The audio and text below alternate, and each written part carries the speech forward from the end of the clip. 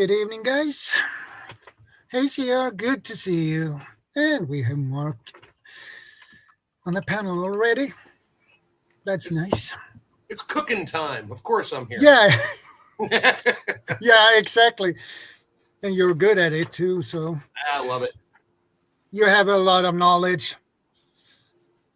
And better So to that's use awesome. your knowledge and give it to others than just die with it and never give it to anybody. I agree. I totally agree with that. Definitely. There is something I regret a little bit that I could learn from my grandmother, but she died in 2009, I believe it was, or something. So, but she was a cook for Baron when she wow. was younger. Yeah. So she had a lot of cooking. She learned cook when she got that job at the Baron's house. So she was really good at cooking. So Well, back then, I miss that. I could. She was good at canning, and I regret that I didn't learn that from her because she was so good at it. Hey, PV, good to see you, brother. what up, PV? Canning's not difficult. It's a science. Yeah, it's more like of a science. I agree with that. And it's about chemistry too. Yeah, if you know the rules, not the legal rules, but just the rules of making your food last. It once you learn it, you're good. But always refer back to a chart or something, a graph, just to make sure you get it right, because you're not going to retain everything like your times, temperatures, and that. So always got to look. Yeah, we know, CR. Well, I do. You better have eaten. Yeah, he had his breakfast, but I gave he probably get hungry again 30 minutes later or 1 hour later. I'll start changing my picture to like bacon, buffets, apple pie. Just he'd be like, "Would you stop?" Yeah. And I hope PV will pop up soon. So yeah, he is in the chat. So yeah, when he's speaking. There he is. Hey PV, good to see you. Hey Shadow, hey Mark, how you doing? Hey, pretty good. How you doing? Yeah, good. Busy week. Yeah, I know the feeling.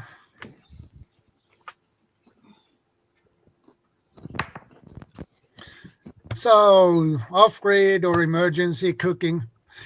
Seer's suggestion for this stream. So, Yeah, come on, CI, he should be up here. yeah, send the link on his Instagram. So, Advertising yourself, CR.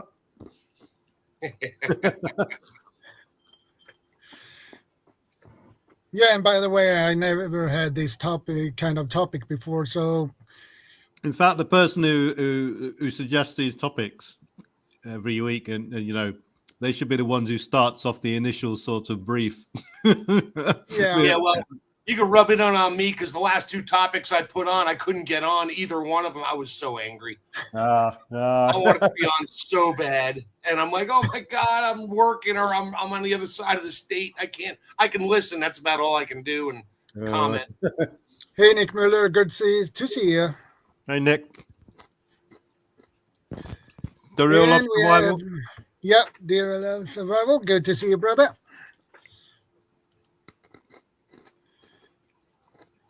So, well, there are a lot of different methods you can do your cooking on. So, yeah. It's not just 5 different methods. It's widespread methods. We could take a couple of months just only discussing all that, but we don't have that. My favorite one is cooking on a rock, but it's got to be a clean rock, and you don't want a rock you just pull out of the river because it'll break. once you get it hot. But if you have a fire going for a few days and you found a nice flat rock like near a stream or in a damp area, just put it next to the fire for a day or two and dry it out, because it takes a while to dry out a rock. Because if you overheat it, it could explode depending on what type of rock it is. Shale will fall apart. You don't want to do that. You'd be eating bits of rock. But certain other stones you can cook on once you get it hot. Yeah, you throw something, I hate to say greasy on there, like bacon. Cook that first. That grease will get in there, the oil. And then you can throw your eggs on there. You can cook a steak. I've cooked a steak on a rock when I was in Boy Scouts way back in the day. We cooked whatever we wanted, as long as we had a good flat rock, and we always kept one near the fire pit, so it was always dry. And just throw it over there and cook it. You didn't have to worry about doing dishes. Just flip the rock over and burn the food off of it, and you're good for the next time. Yeah. And what do you have for food and resources? Yeah. Yep. When I it was a couple of years ago, I was on the second time I was on a survival course, basically. But the first time I was there as a student, basically. And the other time I was there as one of the leaders. And what we did was we dig a pit, and we put a lot of rocks in the bottom and heated them up. And when the rocks got the right temperature, we put food in aluminum foil packages and put them down there. And then we cover it with dirt. Yep, keep the heat in. Yeah. And the food, when it was done, the taste of the food were totally amazing. It was totally different from, hey, Selena, good to see you, ma'am. Hey, Selena, knew she'd be on. See, when it comes to the context of emergency preparedness, disaster cooking, etc., or off-grid cooking, I personally think that your method of cooking it'll boil down to the number of people you're cooking for, your location, and the type of threat, or in the area. So you obviously you want to consider things like downwind or upwind, whatever you choose, from the other people who are sleeping or resting in your location. Any fumes that you're giving off, smells that are wafting around. You may want to not start emanating smells so other people can sort of smell it in the vicinity, because if they haven't got food and you've got food, you're in a potential situation where they're going to come and get you, or they want to come and start begging for food, and you want unwanted attention. You don't want to start attracting.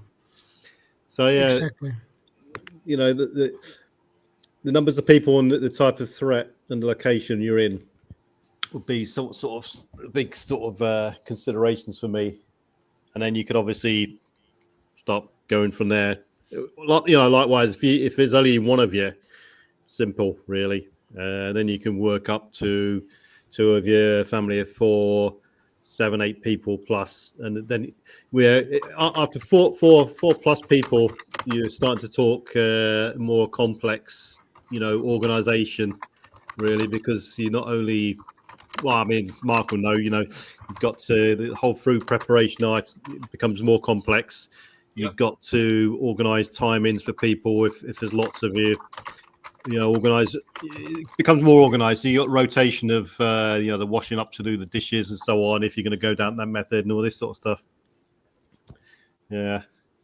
And it's all about, like you were saying, it's all about like wind direction, location, and just like we learn in Scouts and that, you don't cook and store your food where you sleep. So if you're in a bad situation, or a situation where it could go bad, You want to get a few hundred yards away or a few hundred meters away from where you're sleeping and your camp is to do your cooking. That way, if somebody smells it 10 minutes after you're done and they come over, they may find a fire pit, but at least you'll be in a position to be aware of their presence and not get snuck up on. Yeah, I mean, this is a subject which not many people actually continually talk about in terms of preparedness and disasters. And it's, it's going to be happening at least once a day, maybe up to 3 times a day for, an organized group. And there's so many aspects to it, from, location, safety, all the way through to, like I say, organizing rotations of people taking turns, if that's the way people are going to do it. Yeah, I mean... Hey, Prepared Irishman, good to see you. A lot of facets can be involved there, depending on, it's all situational. Yeah. I mean, if you're just stuck in the woods somewhere and you really didn't bring anything with you, and you can find something natural to eat or drink or whatever, you just got to be able to sterilize it or cook it or eat it raw. I mean, depending on what you're at. But if you're in a city environment, there's going to be a whole lot of people cooking. So, oh yeah. And the thing is, the cooking is like the end result of. It's like the pinnacle of a whole host of other set of skills that have already been that have happened already, and this is like the end product. So, if you're in a situation further on down the line where you've actually grown the food yourself, you've got all those skills that comes with growing the food. You may have hunted the food, preserved it, butchered it, or harvested it down to the point of parts of the plant you're going to eat. And then, welcome, Kaylin. Good to see you, ma'am. So you got all those sort of skills, everything from hunting and procuring, foraging, all the way up to butchering, fire making. So your ability to make fire, if that's going to be a problem, and resources on that sort of side of it are going. It could incorporate bushcraft on the extreme side of it. Depends how well organized people are, I suppose. But on the simplest level. They could be, right, I'll give an example of what we used to do in the army. We used to obviously buddy up, buddy system, but you'd still cook more or less individually because you've got your individual ration pack or your MREs. And at the simplest level, depending on obviously the type of threat, because sometimes if you're in a hard routine situation, you wouldn't be really eating much at all. You'd be eating cold rations and so on. But if you're actually going to heat something, there'd be guys coming in cooking with a fold-out stove, hexamine stove, which is now classed as an explosive in this country, believe it or not. It's a banned substance.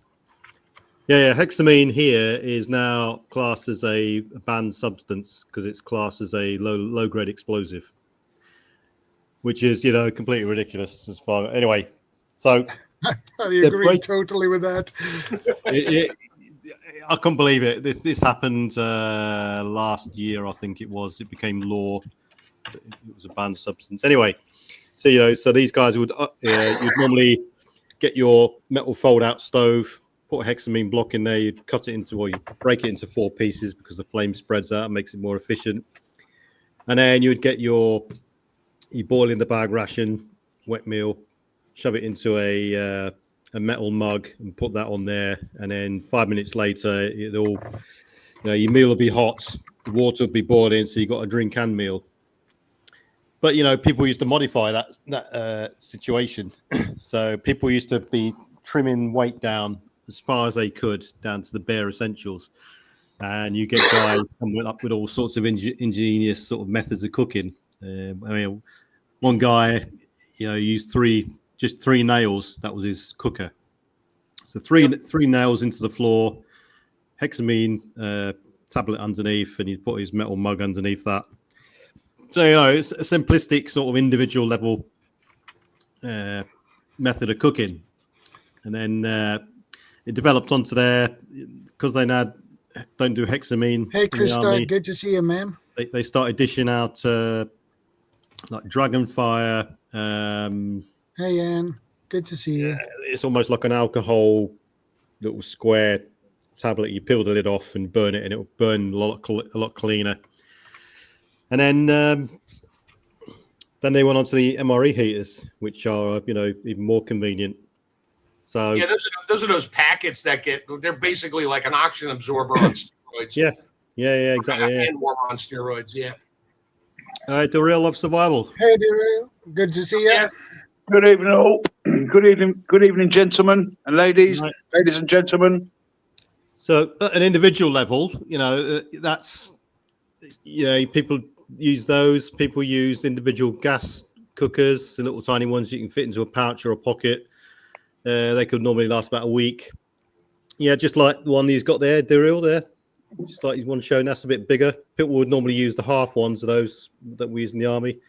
And then people went on to all sorts of little fandangled things they used to introduce as, they found through, new products coming online, like the Trangia stoves. They were very good because it was a nice little small unit. You had the meths that you carry along with that, and it'd be if you had the Trangia burner as well, the cook set.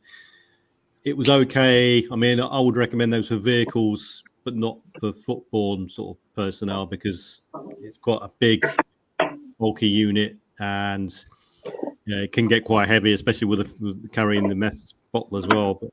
But very effective in that, wind assisted and this sort of thing. But that's sort of individual level stuff. Then you can go on to a 4-man patrol. We used to would take turns, and every day one guy would cook up a big pot of curry in his sort of pan. Curry in a hurry. Yeah, we also used to dive in with the roast. I've heard that. We used to dive in with the roasting spoons, and the guy would normally just take it slightly longer using a hexamine cooker. But Krista has a question actually for the panel.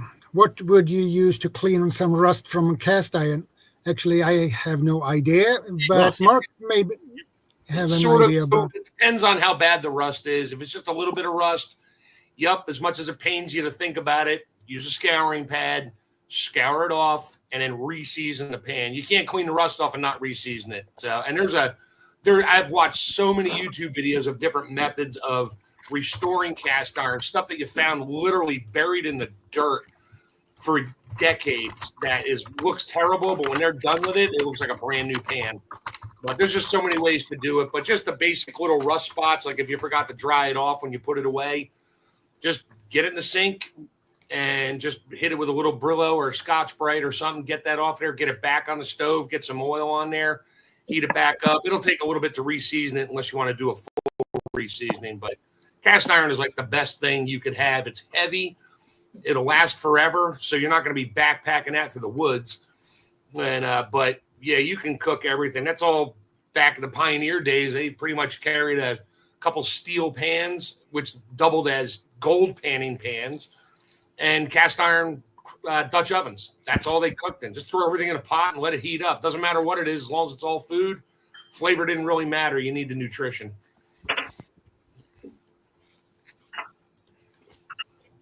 Good point.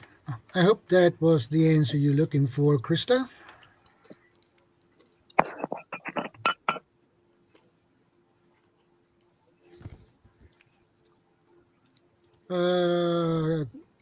Krista come up with another question. Can you use olive oil to season or lard? Yes.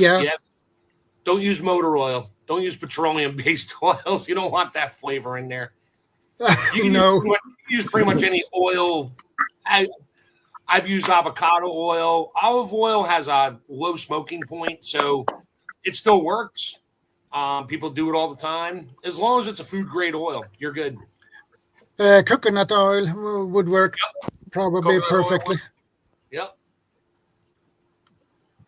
You just go to YouTube and just search restoring cast iron. The lists of thousands upon thousands of videos it's just endless. You just got to find one that suits you. Everything from soaking in a vinegar bath to electrolysis. I mean, there's just so many different ways to do it. It depends on your capacity, your capability, and your your willingness to try something. Yeah, I agree with that, definitely. And it depends on what you have for equipment to fix it at I mean, home. if you're in the bush and you just have salt, put a little water in the pan, throw some salt, like a tiny bit of water, some salt, and grab the end of a soft hardwood stick and just grind it in. That'll get the rust out. And you just have to rinse it out and throw something greasy in there to cook it, to season it. Yeah, a lot of people have got probably an overabundance of pots or saucepans and all sorts in their house already.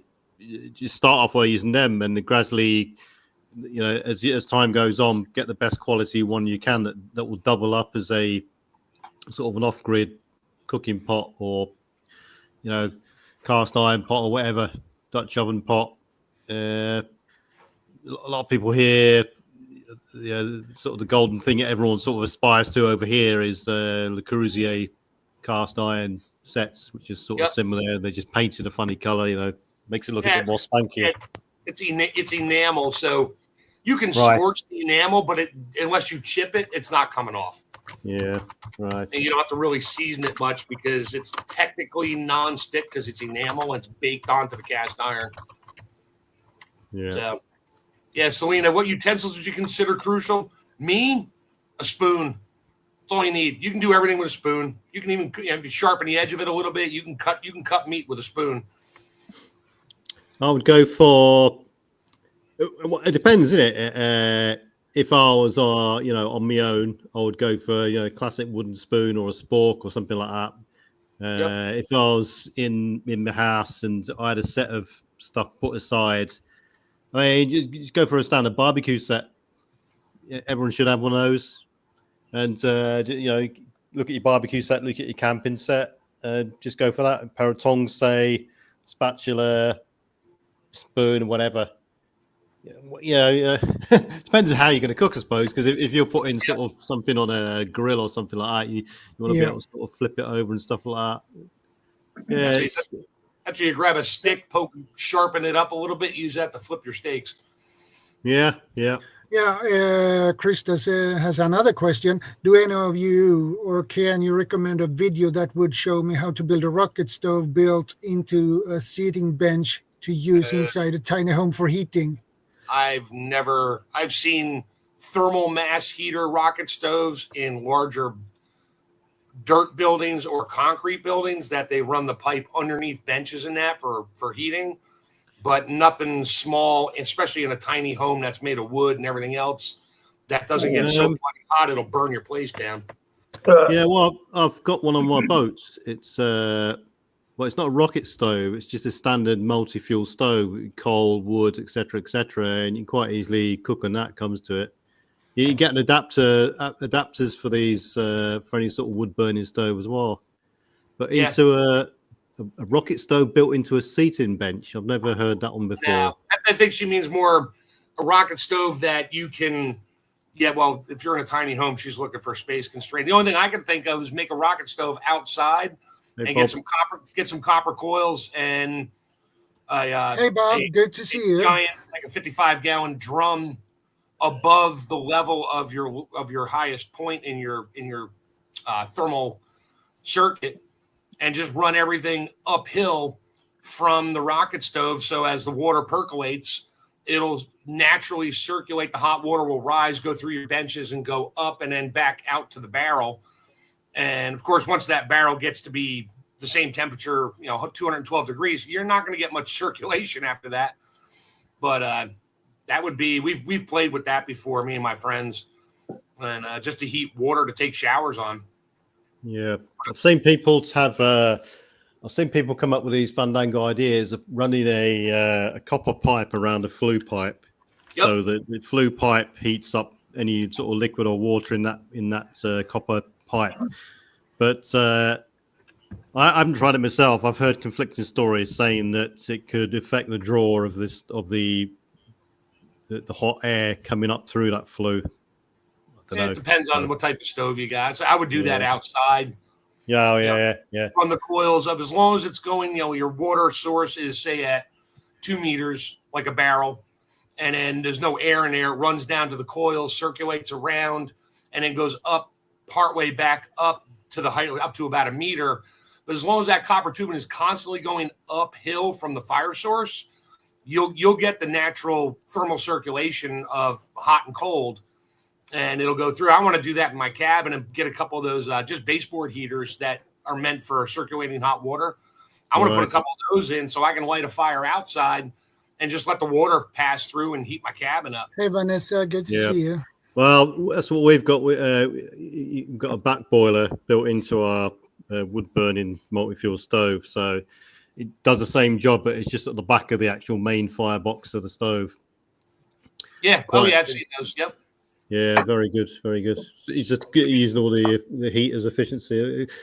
See, I'll come up with a good point there. Is once you've cooked stuff, you want to be able to preserve or keep any leftovers hot as well. So, why not use the water, put it in thermos flasks to avoid, using excess fuel for next time you're going to boil a kettle or boil water. And likewise, you use things like hay boxes to preserve or keep things as hot as possible for as long as possible, especially if you're distributing food around to people in your location. But for instance, if you're in a sort of a big camp area and you want to make sure that the people on the gates or the people on the guard posts or whatever are still getting the hot product that you've just made, by the time you deliver it, it's going to be cold. So put it into some sort of insulative transport box, like a hay box, for instance, or we used to call them Norwegian containers, big, massive thermal boxes, and deliver them that way. Yeah, even a cooler chest. Everybody's like, "Oh, it's a cooler chest." No, when I was doing catering, we used their 120 quart cooler, big coolers. We used those to keep our pans of food in. We would fill them up with boiling water first, let them get hot. Right. And then we drain the water out and drop our pans of hot food in there and transport it, 30 minutes to our destination to serve it. And it wasn't, 250 degree hot out of the oven, but it was still hot food, and nobody ever complained about it. Yeah, same sort of method. Yeah, definitely worked. Because in the end of the day, you want to keep people happy, motivate, morale up and stuff like that, and you don't want to start reheating stuff unnecessarily, excess fuel and stuff like this. Yeah. I mean, all this. I think that one of the major things with off-grid cooking, especially if people aren't used to doing it all the time, and most of us aren't really. We've gone from a life. We tick on along nicely, everything's going along well, and something happens. No matter what scale of the disaster or event it is, and all of a sudden you're thrust into this alternate world where you're suddenly going to have to do something different, and safety issues start to become a big problem because you're not used to it, or you're not thinking, or you're consumed into the disaster that's just happened and stuff like this.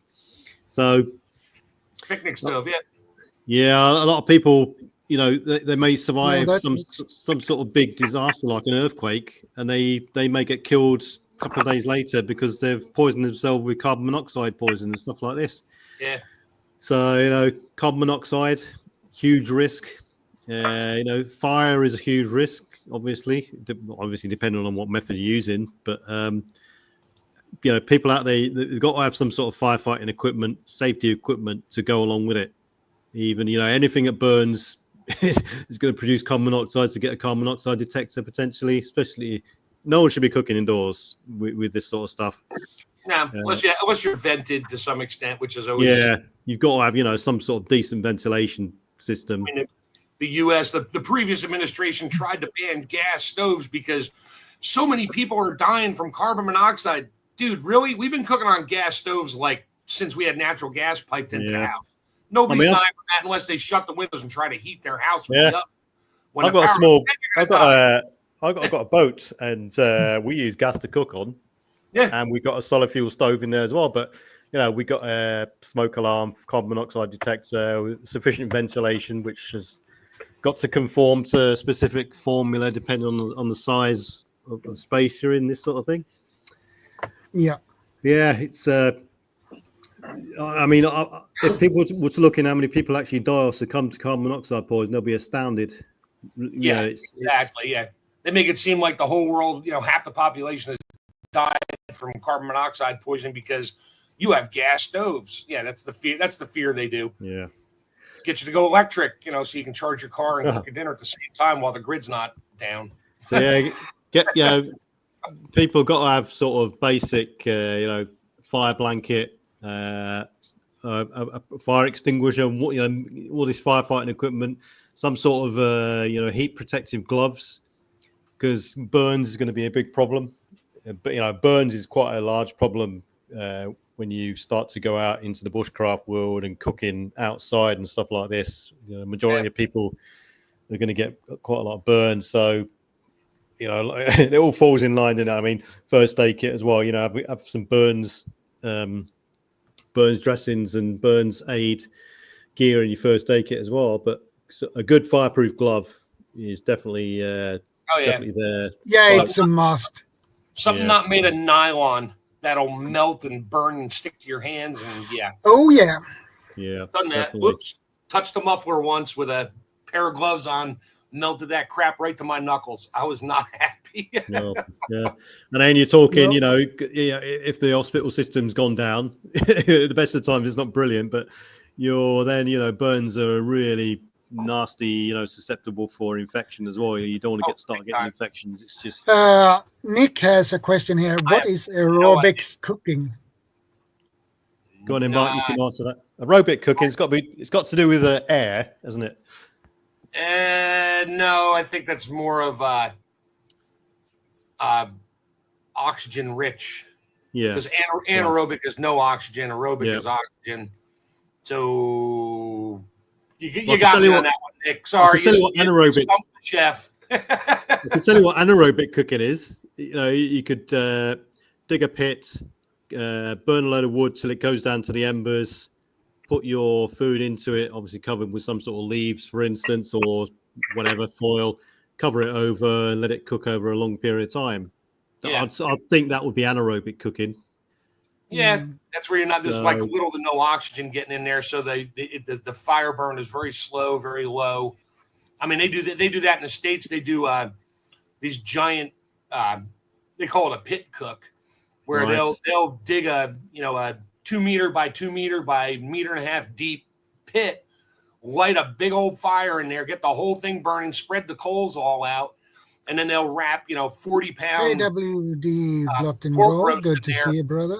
In foil, like multiple layers of foil, they lay it in the bottom, then they just cover it with dirt and let it go for a day or two. And then when you open it up, I mean, that stuff is just tender, falling off the bone, smells great. You can't smell it while it's cooking because it's not. You get a little bit of steam and some heat, obviously, coming out of the ground. But then they just dig it up carefully and they serve it. So, yeah, you got underground cooking. Yeah. Which I think somebody mentioned that a minute ago. Yeah, anaerobic environment, virtually no oxygen. Yeah, it's Vanessa said that. Yeah. Selena's got here. She's talking to Creative Redundancy about Swedish fire torch. I was just going to bring that up. Yep. It's just basically, it's a big fat log. It's a big fat log. And there's plenty of videos on YouTube that you can go and see how you do it. So you need a big log and you cut down two cuts down Swedish? Well, hang on. 4. Swedish. You cut one like this and then you cut it that way. Yeah, so it's like a cross. So basically, it's like 4, like 2 cuts, and then in the middle, right down, you can light a little fire. Quite a few inches below the top. Obviously, the fire starts burning in the log. You put your pan on top of the log or your frying pan. Job done. You can do that. I've made one of those with a drill. I burned a stump out that way. It was like inches. I think it was like a 24-inch stump. I just got my drill out in a big bit and I drilled the hole straight down. Nice. And then I drilled the hole from the side to meet up with it. And I just poured a little bit of lighter fluid in there to get it started. The stump was dry and that thing burned. It probably took 4 days for it to burn out. Wow. And then eventually it was just nothing. But yeah, when you do the log thing, you cut it in quarters. After you cut in quarters, you just got to keep track of where it all went back together like a puzzle.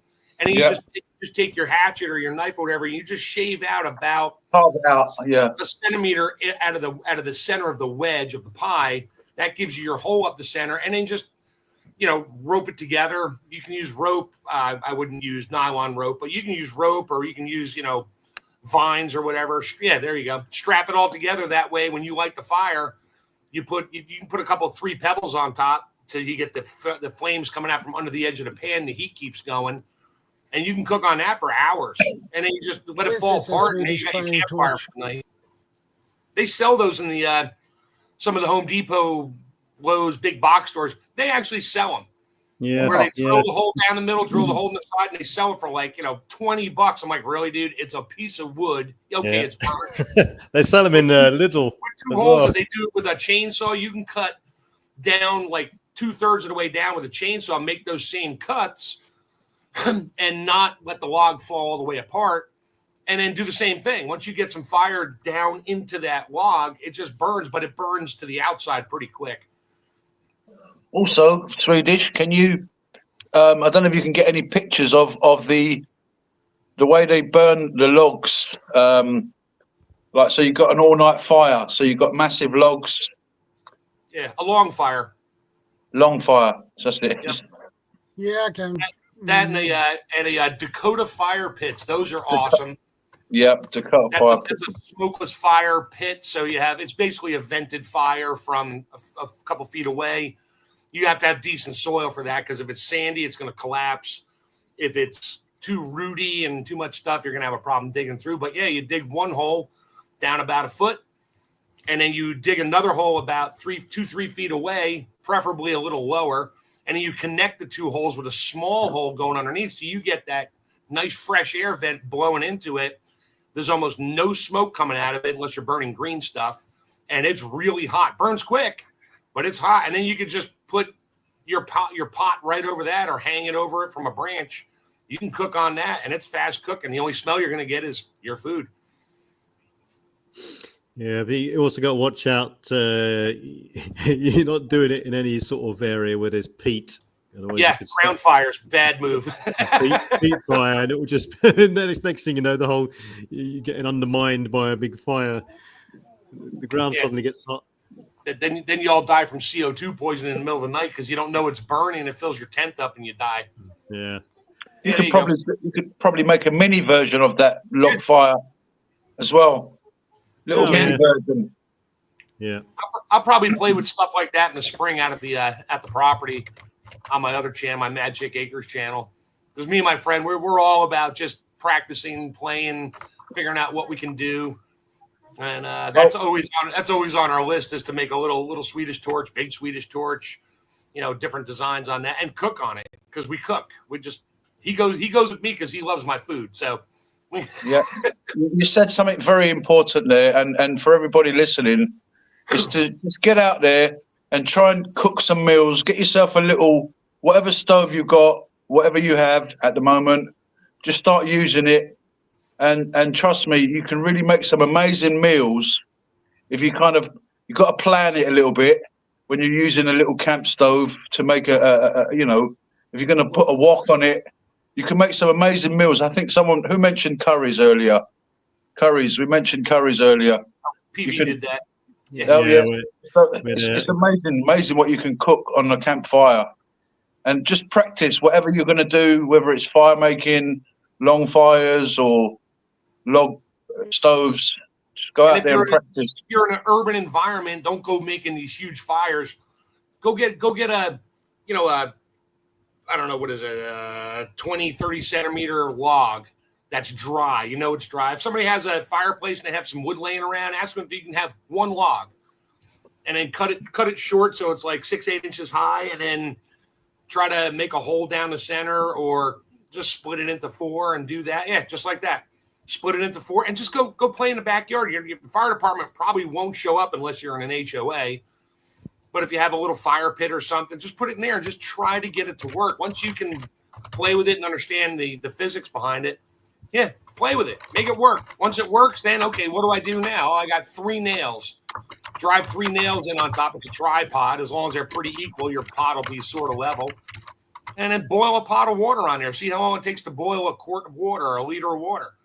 And then you start to understand and realize how things work, why it works, and how fast you can cook something on it. And then what you can cook. And go get a recipe book and look up one pot meals. Doesn't take much. Yep. Hey, Liselot, good to see you. For an hour. How much fuel? What does that say? How much fuel do you need to cook rice or beans for an hour? Well, rice only takes You're very about welcome. 12 to 18 minutes to cook. Beans, depends how many beans you cook in, 2 or 200 pounds. Please. Yeah. Oh, sorry to hear that, Camden King. Your house nearly got burgled. What did you discover them? What happened? Did you walk in on them? I missed that one. It must have been up there. Camden King, hope all is well. I had a bad week as my house was nearly burgled on Wednesday. Jeez. Nearly burgled. Sorry, Camden King. I lived in Jersey too. I know where Camden is. Not the best area. It's funny. Camden seems to have a bad thing about it. I live in a place called Camden, and it's a bit rough too.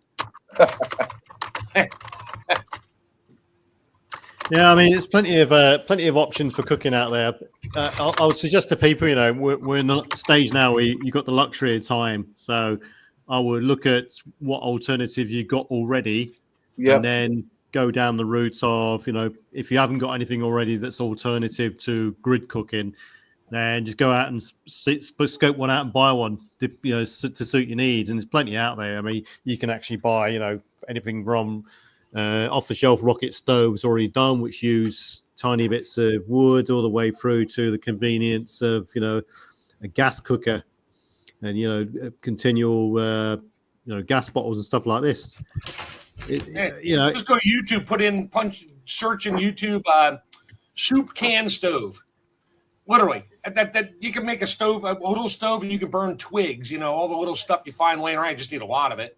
Yeah. But you can just. Where's Bob? Bob has that stove. He sits there for hours and hours on your stream, cutting twigs and soaking them in wax. He's ready to go. He's got a little stove. And he's ready for that. He made that out of a paint can, I think. Yeah. It is a paint can. Yeah. I make candle reflectors out of beer cans. Things like that. It's things like that which are the you can do now. Start preparing yourself for it, and if everyone is got any sort of preparer's mindset, then they should be scoping these out already. Because, like I said, cooking is going to be probably the number one thing you're going to be doing up to 3 times a day. So it's quite, it's got quite an important aspect of continuation and stuff like this, morale and so on, to keep yourself going. And if there's anybody in the UK listening, probably just me and PV, we're listening.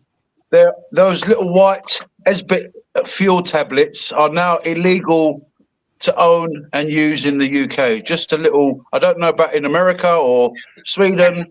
Yeah, that's what PV said that right before you got on. But yeah, I don't think they're really legal here, but I don't know. I never really looked into it. They're kind of pricey, so I don't bother with that. I just figure out some other way to cook. I spoke to a policeman the other day, and I said to him, "Hello, officer. I've got a few of those tablets, and what do I do with them?" He said to me, "If you're not selling them," he said to me, "Use them. You can use them." He said, "But I said, are you sure about that?" So I need to find out a bit more information of whether if you've got some, just use them up, and you can't, I think it's illegal to sell them. Yeah, if you've already got some, just as you use them, that's it. But you can't buy any more, and they're now classed as an illegal item to sell and own. But you can still continually use them if you've already got them. But they're classed as a low grade explosive. Because of the nature. Yeah. And remember, guys, if you do get gas bottles and all that, remember to make sure you store them in the proper place. Don't keep them next to any fires, or just be safe, guys. We play with we'll just call it the 2 gases you use for a torch for cutting metal. We get the mix right, fill up a balloon with it, and tie it off, and we just throw little flaming bricks at it until it goes boom.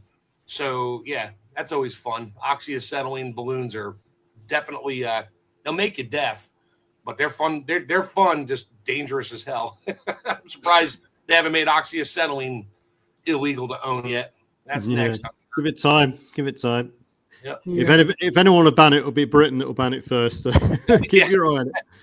Sorry, you can't have oxygen anymore. Oh, okay. Thanks. Yeah, we won't breathe. Yeah, so there's a load of novel ways in there. Hey, Prepper for the Ages. Good to see you, man. Yeah, Nick asks, if alcohol soda can stove. Yeah, those are easy. Just cut the top off your soda can. You got to poke some holes around the perimeter of it, about a half inch or an inch above, or a few centimeters above, and just pour some rubbing alcohol, as long as it's 90% or better. Pour that in there just below the holes, and light it. You got to watch out, because you can't see the flame, and if you knock it over, you're going to have a fire going, and you won't see it coming, and that makes a mess. But yeah, alcohol stoves are great, because if you're going to have your first aid kit, if you got a little bottle of rubbing alcohol in there, you can always cook on it, and then when you're done, snuff it out, and you can sterilize your wound, your burn.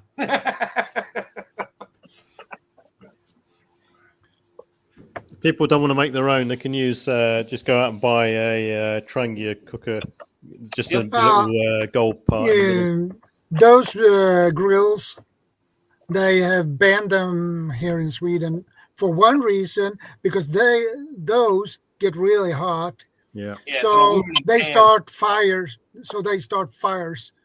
And it happened here in Sweden because they put them on the grass, and because they think it's safe. And it's not, because the aluminum will get heated up and set the grass on fire. So that's why they have banned them. With that as well. Places, a lot of places here won't allow you to cook on those in picnic areas and stuff, because of what Shadow just said. Yeah. Yeah.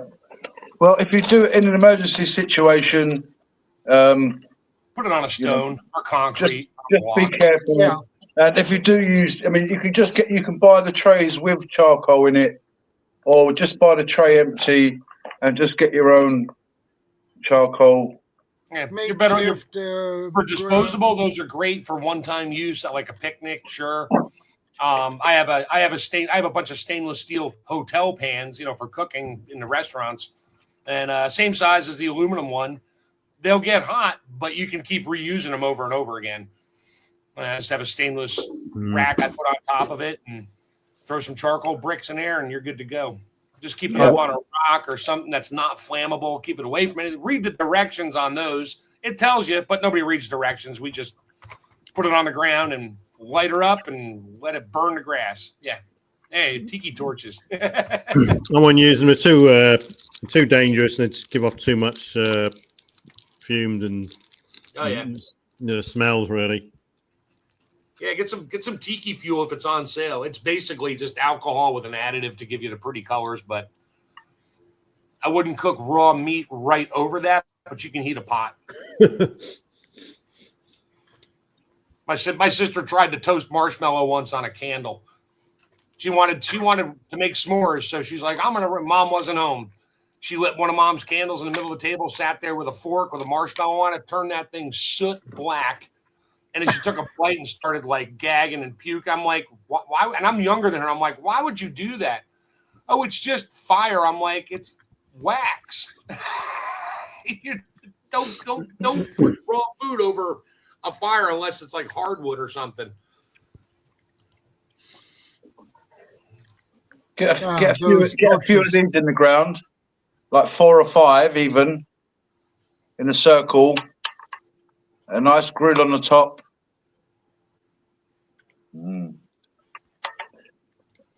Nice way to cook fish. I never done it that way, but I'm surprised no one's mentioned yet solar ovens and stuff. I mean, we don't use them here because we have never get any sun. They can be quite effective if you're in a desert type area, or some people even use big magnifying screens as well if they're really going to sort of delve into that. Off the old rear TV. protection TVs. Those things you can make a laser of death out of those things and melt a rock. Yeah, that's some frightening stuff there. PV's been growing seeds in the jars. Sorry, PV, to cut you there. No, yeah. So one of my methods, what I'm doing at the moment, I've got a series of jars and I grow sprouting seeds in them, and you get 7 jars, and you can continually basically provide yourself with high nutritious sprouts, basically from a whole variety of different types of seeds, from mung bean all the way through to red clover, and it's one of those things where you don't need much at all. You need a bit of water to rinse stuff out. You don't need to cook them or anything like that. But another little option. You done broccoli sprouts yet? Yeah. I've got a pack, and it's got 10 different pouches in. I'm trialing it out at the moment, and each pouch. I tried broccoli sprouts for the first time a couple of years ago, and I was like, wow, just has like this very, very mild flavor of broccoli. Not much, but they're good. I'm like, wow, these are pretty cool. I just haven't gotten around to. My wife wants to do it. I want to do it. We just got so much going on all the time with other food cooking. It's like, I don't have time to play with sprouts right now. I'm growing other things. Oh, it's super easy. If I can do it, anyone can do it. And, I bought this pack, and it's relatively cheap. And in the pack, you got 12 pouches, and each pouch has got 4 different types of sprouts in. And each pouch has got it's enough for 4 portions, 4 jars worth. So you just rotate it through. Oh wow! And you just put the seeds in there. You rinse it. You drain the water. Let it go for a day, and then you just rinse and repeat every day until they. 5 days. Bob is. Hey Bob. Here's Bob. Hey guys. In 5 days, it's ready to go. So on day 1, you just soak them overnight, and then thereafter you just rinse them in the morning, rinse them in the evening, make sure it's upside down so they're not sat in any water.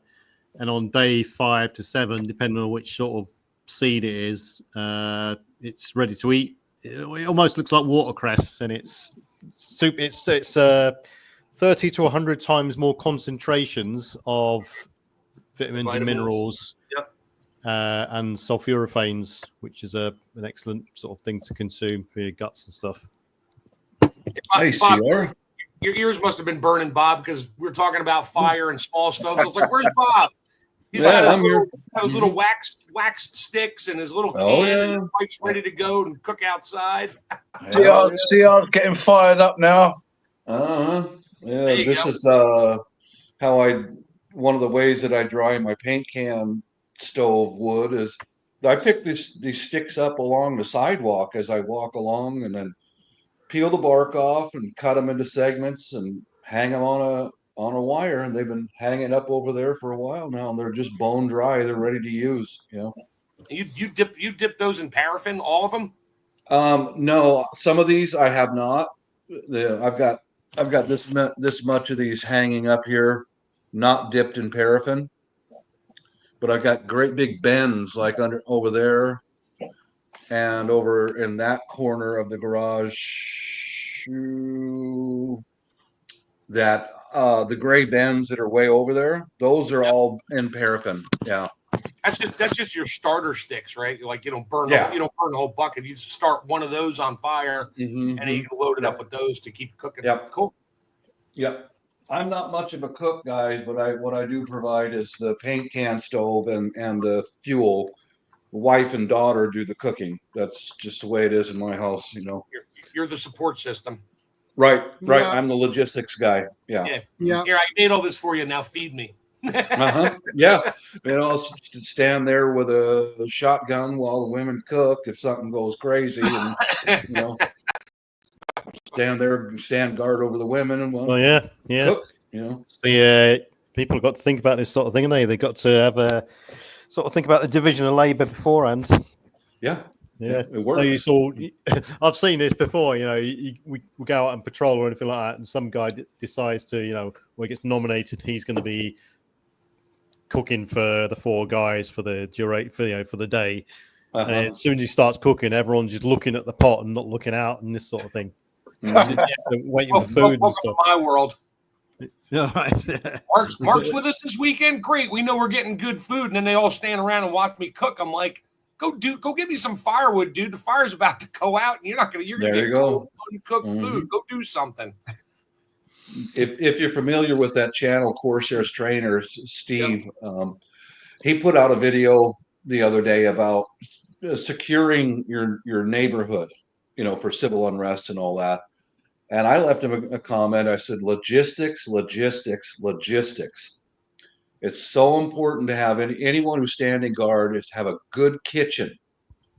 Some people who are assigned to cook food for the guys who are standing guard. That's one of the most important but overlooked things is the kitchen, man. That's very important. Yeah. So I was indicating it earlier, with something like an insulated box or a hay box to keep the food warm, so you can deliver hot food to guys that are on these sort of lookout posts, unless you've got a rotation system going that you can afford to, because mealtime is quite a drastic sort of time period when if you're trying to feed a load of guys, unless you're having 2 sorts of separate meal times, you've got to. It gets a bit precarious because one guy comes off shift, you've got to replace him. He eats his scoff, then you rotate round, and it just gets a bit complex. But if you can deliver the food straight to the guy, obviously in a position where he's not going to get distracted from overlooking whatever he's doing, then fine. Yeah. And likewise, as CR indicated earlier, make maximum use of thermos flasks and things like this, because likewise you can deliver hot drinks around to the guys or gals out on the grounds, garden or whatever, or doing other tasks. I agree. Yeah, if you're going to sterilize water, you might as well sterilize a bunch of water. And if you want to keep it hot for a few hours so you can make your tea, coffee, soup, whatever, get a thermos. We used to, a lot of guys through sort of trial and error, we're airborne troops, so we're predominantly on foot. We used to get these little, they're like thermos mugs. They're about, let's see, I'll post a picture in a minute. They're about 4 inches high and stuff. Enough for like two cups of coffee or 2 teas in one. And as you'd make your sort of breakfast in the morning, the hot water you would make go straight into that, and then you'd make your hot water for breakfast thereafter. So you always continually, for the next couple of hours, you got hot water brew on you all the time. It's a good morale boost, definitely. Hey, Ellen, good to see you, man. I won't use a percolator or anything for coffee or tea. If I have a pot of hot water and no way to pour it through the grinds with a filter, I'll just wrap some coffee grinds up in a clean cloth, tie it off, and just drop it in there and let it steep for a little while. Shake it out, squeeze it out, and you get your coffee. Or just go cowboy style and dump the grinds right in there, stir it up until the grinds float to the bottom, and drink your coffee and spit the grinds out and pick them out from between your teeth. Sometimes it's good to break out of your comfort zones and test, sort of test yourself and try going and having a pine tea or something like that. Yep. Do something different. Try and be very humble for the day. I'm going to just have a plate of rice with salt and some lemon, and a lot of people it's going to come a time when anything's going to be good in the future. So, start from now. You might not have steaks in the future and free-range eggs. And, while we say practice your skills cooking, also, go through days without electric, days without gas. Try to cook alternatively. Say, I'm going to do a Wednesday and I'm going to use my camping stove. Yeah. Practice. Mm-hmm. French Yeah. presses are great. I have a bunch of French presses, and yeah, they're great. I mean, you can put anything in there. Yeah. And coffee, tea leaves. You can pick your mint from your garden, throw it in there, let it steep for a while, and just push it down. It just gets all the big bits out of it, so you can drink it, and you'll get some little micro bits coming through, but it won't hurt you. No. Yeah, that's what I order at my coffee shop is a French press dark roast with a 5-minute steep. Delicious. Absolutely delicious. You're waiting for a bit, but who cares? I mean, when I make That's fine. coffee in the morning, I throw extra coffee grinds in it, fill it up with my hot water. I'll push it down about halfway after like a minute or two, take that cup, and then I'll top it back off with more hot water. So I get 3 cups out of it, and there's enough grinds in there to make me still a nice 2 more nice strong cups of coffee for the day.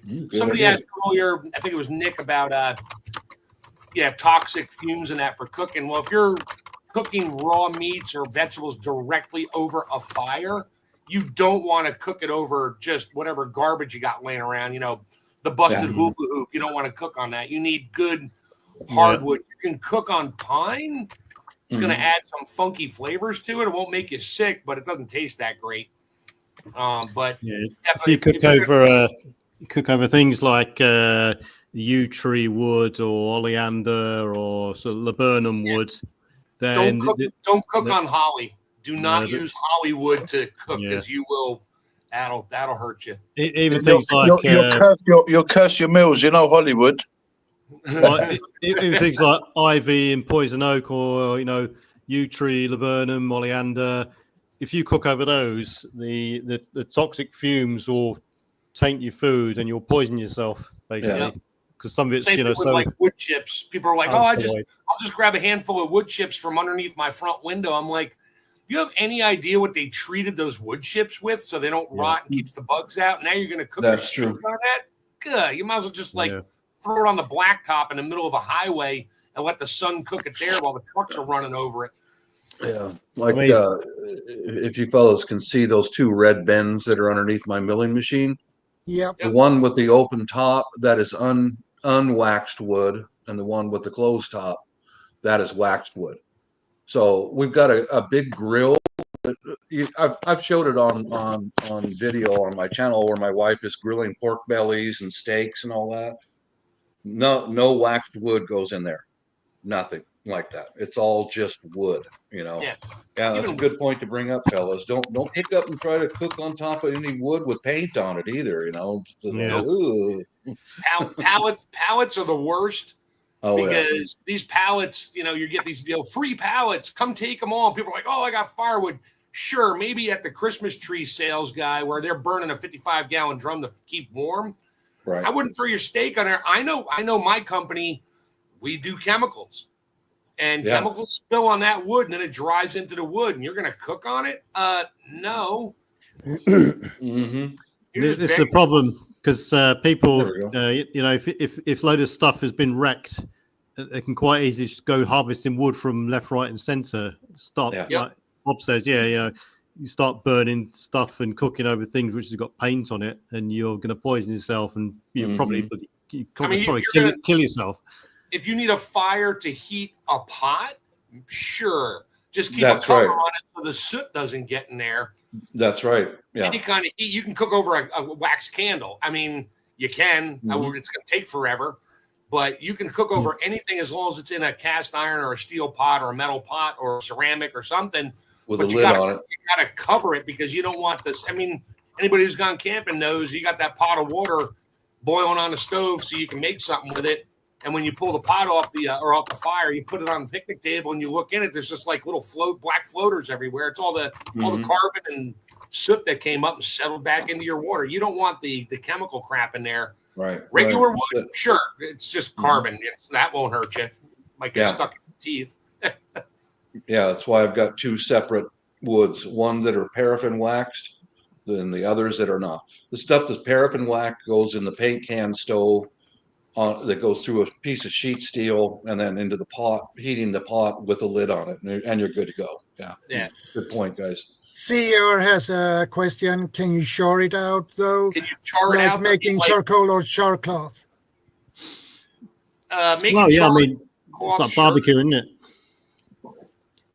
I mean, everyone should have everyone's got a barbecue, surely, and Mhm. you know, Yeah. problem is, well, you know, you've heard all these stories that you know, if the grid goes down, you know, the clock is ticking for your freezer and what's in the fridge and stuff. So start using that stuff first. And if you got a barbecue, start barbecuing. If you know the situation is okay to do so, and you're not going to get sort of hungry eyes peering over the fence, looking at you in envy.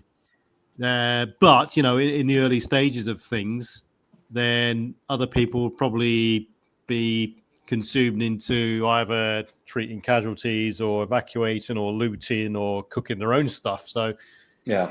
in the early stages, yes, but in the longer term, when resources like food is going to get more scarce, yeah, you know, really got to watch your fumes. You really got to watch your smoke signature, the smells that are wafting around and stuff like this. And this is where you know, cooking really comes into its art, because you can quite easily compromise yourself very easily, and you know, Yeah, and the smell from food when you're cooking it travels very far. Yeah, it does. It does.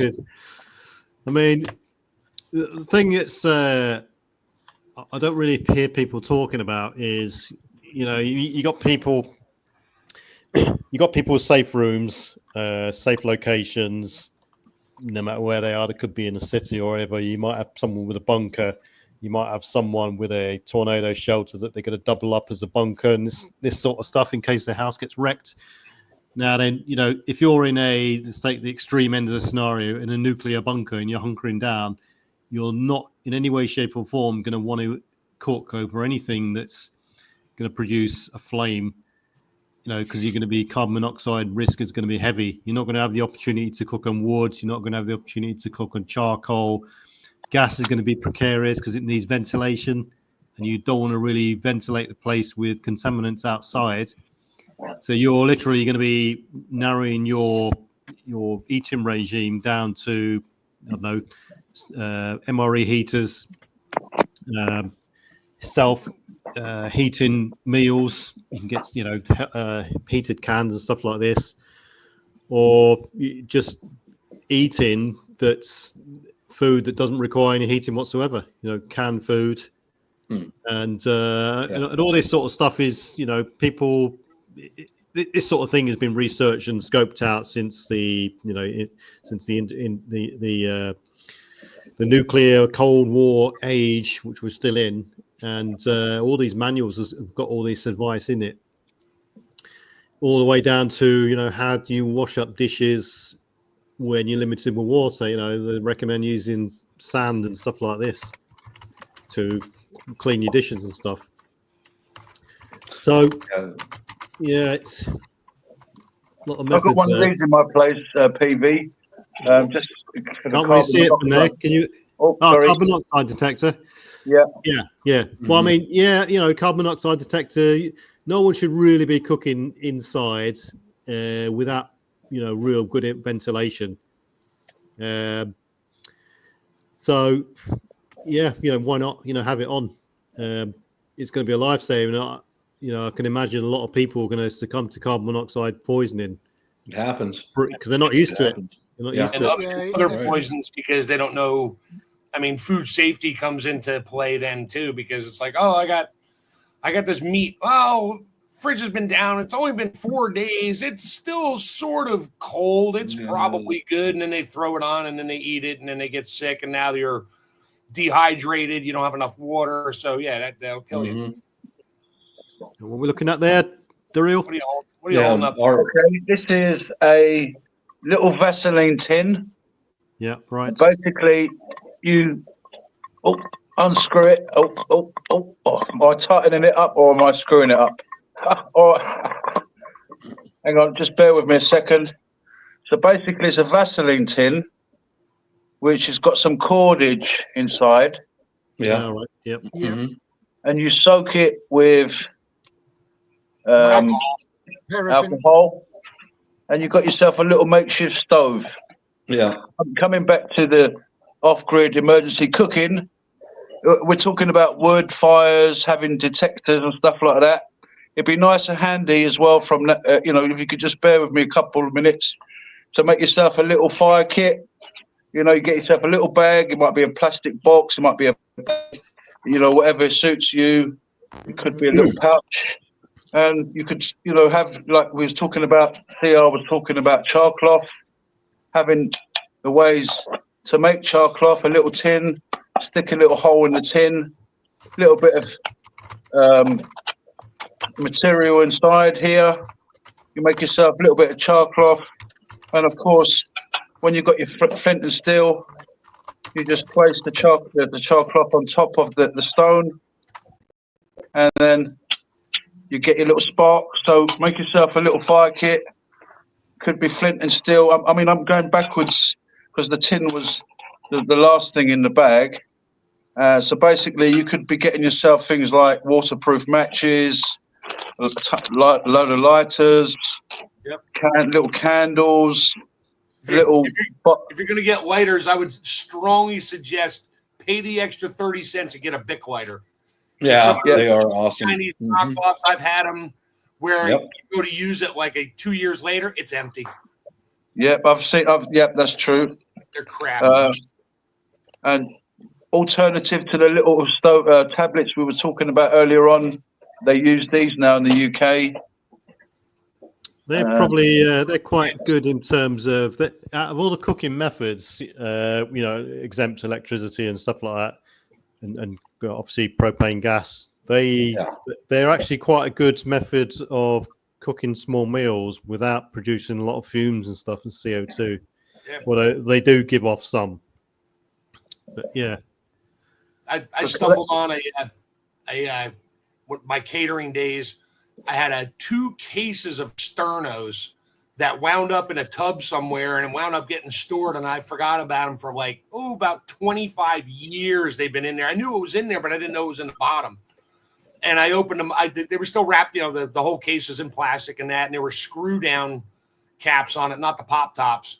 And I opened one up. It was still full. I'm like, well, you're now my new prepper friend because this Sterno, I checked them all. They're all liquid and they're all still shaking inside. I'm like, we're good. I'm good. I got enough Sterno now to cook probably dinner for 12 4 times in a row. You can find Flintstones out there when you walk in your dog or just walk in somewhere, collect some Flintstones. River tinder, things like birch bark, cotton wool. You can get cotton wool on its own. You can put some candle wax on it, or you can put some Vaseline on it.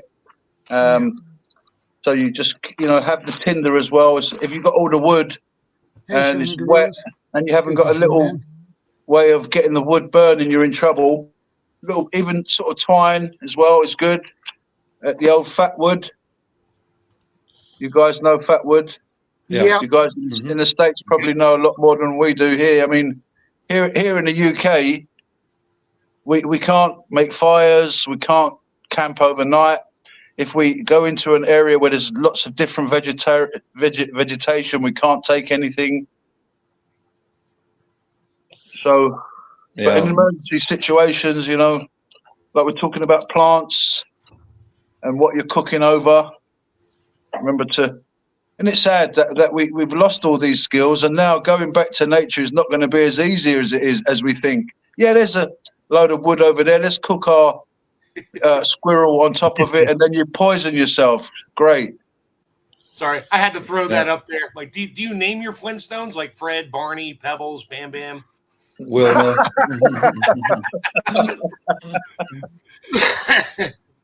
Hey, Wilma and Betty were hot. Wilma and Betty were hot. I'm just saying. Our plan for in my home is I've got a number of the 1 pound propane bottles for lanterns and for a cook stove, and I got a way of refilling them, and everything's organized. And if that runs out, then we'll go to the paint can stove outside, and And like someone else mentioned, and people looking over the fence, seeing what you're cooking, that's if they look over my fence, it would be myself and my son standing there, heavily armed, guarding the women cooking. Yeah. Think again. Yeah. Don't come Think over that again. fence. It's a good point you raised No, there. because I Actually. have say 15 or 17 small friends that runs faster than you. That's right. That's You right. raise a good point there, Bob. Is the fact that people should, have different methods and prioritize them. So they're going from more than one. Yes, domestic sir. More than one. down to sort of camping type gear, gas stoves and stuff like that, all the way down to the basics of you literally down to burning wood and stuff like this. But if you haven't got the equipment to do it, good luck. You're starting to scrabble around the garden if you can't venture anywhere, and you're looking for things to make things. I mean, if people have got the ingenuity and the skills, you can do a lot of stuff, can't you? I mean, we've got I've got about 12 bricks in the garden specifically for the last ditch sort of effort that you can make a little, you can stack them up in a certain way. You can make a little cooker and stuff like this. But before I get to that option, I've used the barbecue already. I've used the gas cookers we got, the big gas burners we got, multi-fuel wood burning stove we got. Gone through all that. That's all been exhausted. Yeah, layer it and have different options and make yourself more robust. Because, like I said, people have got to. It's going to be one of those events which people could be doing up to 3 times a day, depending on how much stuff they've got. And I do the same. Sorry, Bob. Let me. I'll throw this out real quick. Go ahead, Bob. I have more than one way to cook, several ways, and I do the same thing with lighting for the inside of the house. I've got propane lantern, 2 of them, and candles, and what do you call it? Solar. I've got solar lights outside, and that I can lift them off, bring them into the house, and set them up, and they're motion activated. So we've got 3 sources of light or more, and flashlights that are rechargeable, of solar and all that. Yeah, I try to cover all the bases. If this fails, well, then I got a backup. If the backup is exhausted or fails, then I've got a backup to the backup. I've been doing this stuff for a long time. Yeah. Yeah.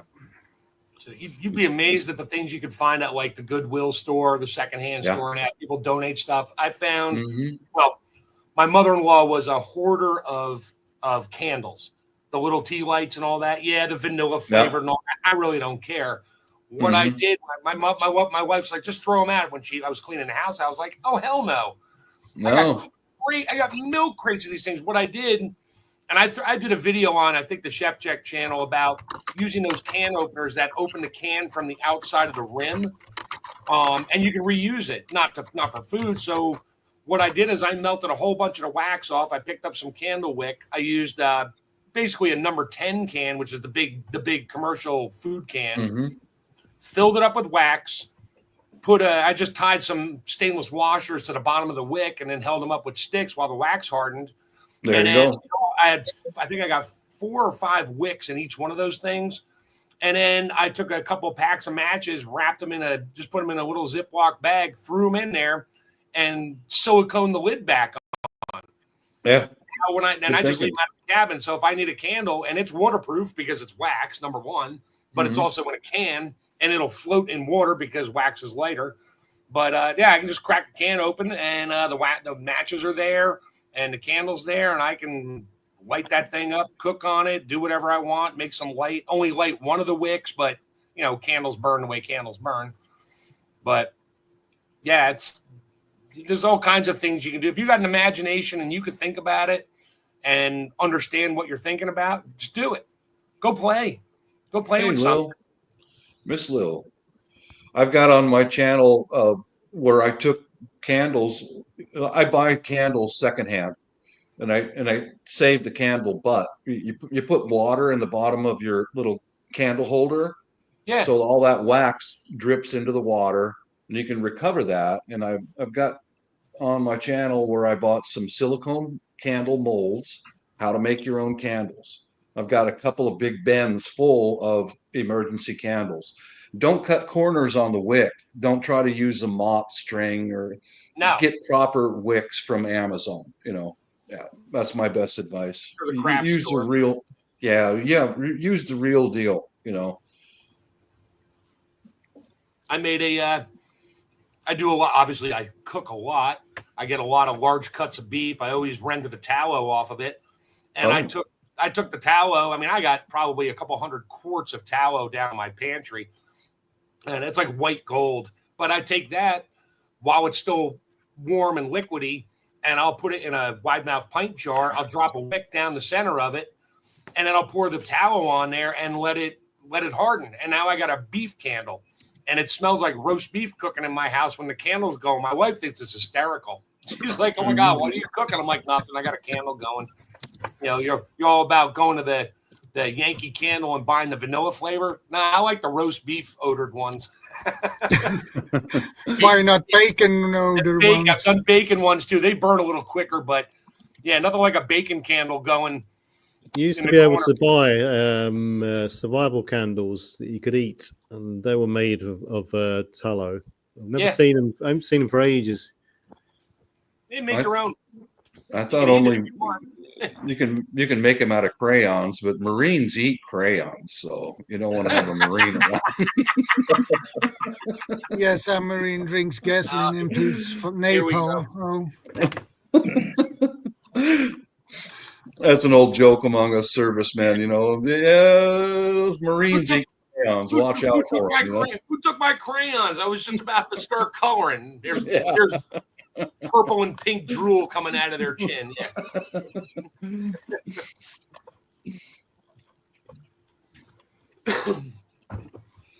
Yeah. Miss Lil mentioned that cooker that I've showed that 1 gallon paint can. It was a new can from Amazon that I used to make it, and I've showed that a few times on different ways that I cook with it.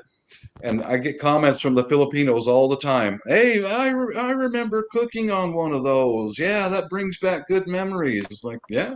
Okay, well, you can do the paint can thing if you go to like a food service store that sells like food service equipment. There's so many different shapes and sizes of the stainless steel tureens and pans and that. And you just get 2 of them, one a little bigger than the other. You just got to know where, because once you drill those holes, you're done. Yeah.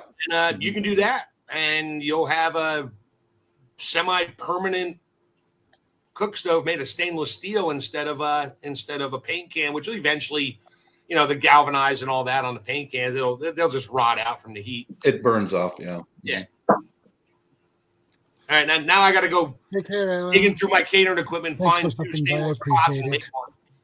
I'll probably make one now. I just got to watch your video and see where the holes are and figure it out. It's a good idea, actually. I think I might have a go at one. At the moment, I've got a big box, and it's like my cooking box or my fire box, I suppose you can call it, and it's full of gas bottles that I can use. Yeah, propane tanks. Just don't blow yourself up. Yeah, it's so convenient, But once they're gone, they're gone. You have to move on to your next source. People have got to understand.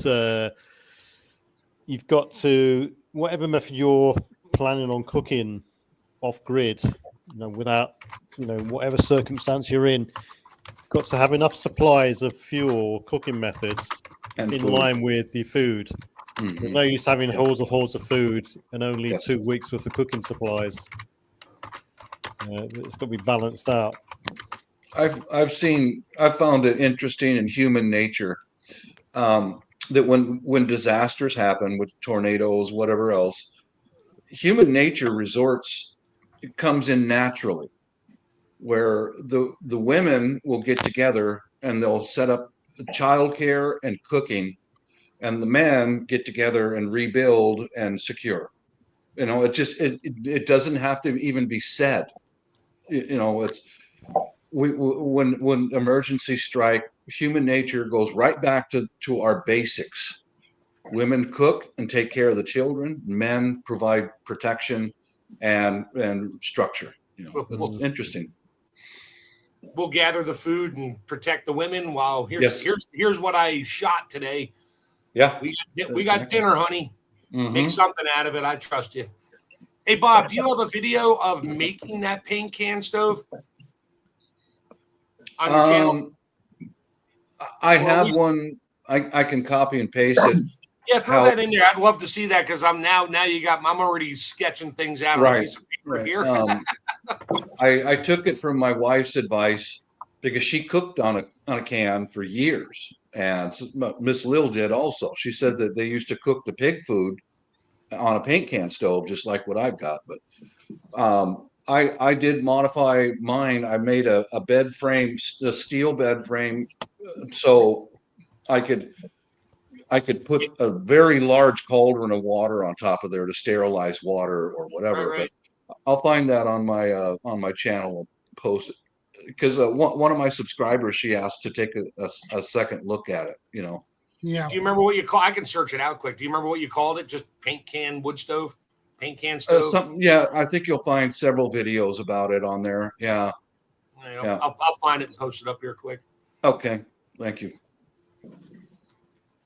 Just a little. Sorry. That little steel frame I made for it is at the right elevation, so we can be seated and cook and be out of sight of the public. We've got a gazebo and it goes below the level of the gazebo, so if one of the women are sitting there feeding a fire or whatever, no one can see them. But and it'll hold a heavier weight than just a regular paint can will. It'll hold a whole bunch of weight. It's all made out of steel bed frames to go around the can.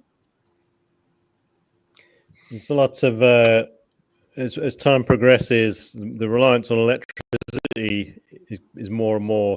We're seeing over here now more and more people having electric cookers. It's so precarious, and the grid is getting loaded more and more. As soon as that, it doesn't take a lot, I suppose, for that to fail. Yeah. And then if you haven't got a backup, gone. That's it. Crack out the barbecue, crack out the gas. Go on, Daryl. What were you going to say? You're itching. Yeah. Sorry, I was just saying. For those who've got bug out bags, something like this is really small. It's like a little skewer. Yeah, a little shish kebab skewer. Yep. So, it's tiny. I mean, you could replicate similar things with wood and stuff like that, but obviously wood would get hot, burn, what have you. And all right, if you keep the wood well up above the fire, you can still cook a big meal. But on a smaller level, little skewer like that, you've got your little fish or you've got your little squirrel. Yeah. Squirrel. over the fire. Job done. Bushcraft skills, that's where it all comes into it, isn't it? Mm-hmm. I'll say we used a couple of guys used to use nails, 3 nails into the ground, metal mug on top of the 3 nails, and you got a one hexamine tablet in the middle there. And on a personal level, it's okay. Personal cooking is okay if you're on your own. It's easy, really. Yeah. We used to no cooking after last light, so you dig your heel into the floor, make a little divot, put your little folding stove in there, cook before last light, and then extinguish it, and that's it till the next morning. Right. Easy, individually. Yeah.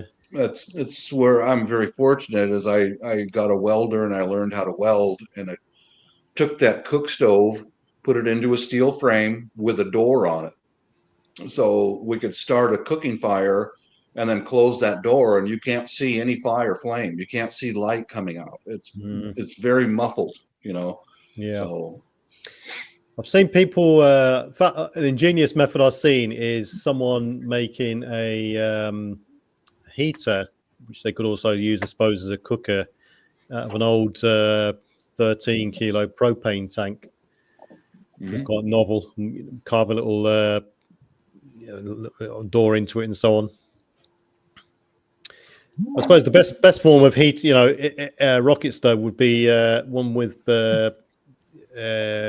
called pyrolysis. So it's it has a secondary burning effect on the exhaust gases coming out. Super hot. That's how a true rocket stove works. Yeah. Is the fire's in the bottom, the gas is going up the flue. Once the flue gets hot enough, if you have good fire bricks and insulation in there, as it goes up, that'll burn, and that's where that rocket sound comes from. That's why they call it a rocket stove. And then, it doesn't just vent straight out. Everybody shows these little rocket stoves they built, but it vents straight out the top. Okay, that's a high vent flue stove, not a rocket stove. Rocket stoves go up, and then the gas goes back down to the bottom again, and then out the bottom, and then out a flue pipe somewhere. Those are the ones that, you're making those out of, 100-liter propane tanks and that. I have one sitting outside. It's been out there for years, and I already have the bricks. Never got around to it, but I got a set of plans I got off of some guy on YouTube years ago. And I forget what his name was, but I still got the plans on my laptop, and he shows the size container, the bricks, everything. And he only had to make like 3 cuts in these bricks. It was great. I'm like, I got to make one of these, but I don't have a place to put it. I'd want to burn my house down from the heat.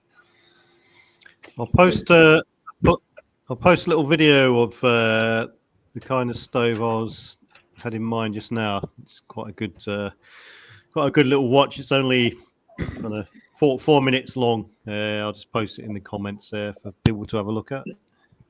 If you guys like Miss Lilbeth Tate, she's a friend of mine, and she lives in Manila. She's married to an American guy. She grew up out in the province. Have a look at it. Go sub to her channel and network with the Filipinos out there, because the Filipinos in the old days grew up in really primitive situations. They are the best resource for information on how to improvise. They are the best because they live through it. They know it. Yeah, I want to point out one thing when she mentions bamboo sticks. Mm-hmm. I have seen on TV they had used a larger diameter bamboo. They cut the end on the side, and they filled that with food wrapped in banana leaves. Yeah. And put it in and put that lid back on. That's right. And they in the other end they pour in some water, and because they have walls in inside the bamboo, so it doesn't float all over the stem. But basically, so that's a great way to cook, actually. Yeah. If you have bamboo in the right diameter, that works well. For boiling stuff, as well. Yeah. Cooking with boiling water with hot rocks. Well, I've never tried that one, but it's. I have boiled water with hot rocks. It works just fine, and it's not that hard, actually. It's really easy to do. Oh, okay. These gas containers. Yeah. Just wanted to say this as well. If people are going to start sort of collecting wood and gas, get it while you can in canisters. There's a little connector that you can get, a little connector, and you can actually refill these tins with your gas bottles. Good to know. Good to know. So, I didn't know you could do that. Yeah. It's like a little propane tank, 1 pound propane tank. So I have an adapter for that. You take your 20-pound tank and you can fill up your ones again. Yep. Mm-hmm. You got a picture of the adapter, Daryl, or can you post a link to it? Do you know what? I'm waiting for someone to send me the little adapter. I don't have a picture. I'm not as maybe Shadow could find it. I don't know. No, okay. I'm sorry about that. I don't know the name in my mind. I'll have a little scope. But there is. I'm just waiting for one actually. It's a refill adapter for camping gas. I suppose. Refill adapter. Yep. Refill adapter for gas canisters or refill. Anyway, sorry about that, guys and girls. No, it's worth mentioning. It is. Yeah, it is. I agree. I've got a couple videos on my channel where I refill those 1 gallon propane bottles Yep. From a 5 pound bigger, and it's an adapter. You get it on Amazon, thread it on, and refill them. You know. Yeah. In fact, I got 3 of them I need to refill right now. Is it this kind of? That looks like it. The middle one there, the next one to the right, I think that's one I just posted up there. Oh, It's like you have multiple different adapters for refilling different types of butane, isobutane, propane, and other. It's slightly different. That one, the one that my friend is going to send me, is something. It looks something. Well, I mean, something like that small little silver one there that you showing. Yeah. But it's sort of brass coloured. But yeah, what I'll do, Sorry, embarrassing. Well, I can't know everything about everything. But anyway, there are adapters where you can refill your gas canisters, and you can get, what I'll do is when I get my one through, I'll, next time we come on, I'll bring you a picture of it. That's all I can do at the moment. Yeah. But you can, if you can find pound shops, a lot of times they sell these for £1. You can buy a few of those. That gas canister you got there, Drew? Which one? one? Yeah, that one This there. They're quite good for, I've got a box full of those, and they're really cheap. Lob them in there, and one of those will last a week. Probably 4 to 5 days, really, depending on how much cooking you're doing. Yeah, they're a good option. If anyone wants a quick start, just get a box, buy a load of those, lob them in there, and you're done. There you go. Yeah. Bigger different sizes. And the adapters you got on top there that screw on, they can fit a whole range of different size of that type of canister, really, isn't it? I feel like one of those air stewardess people.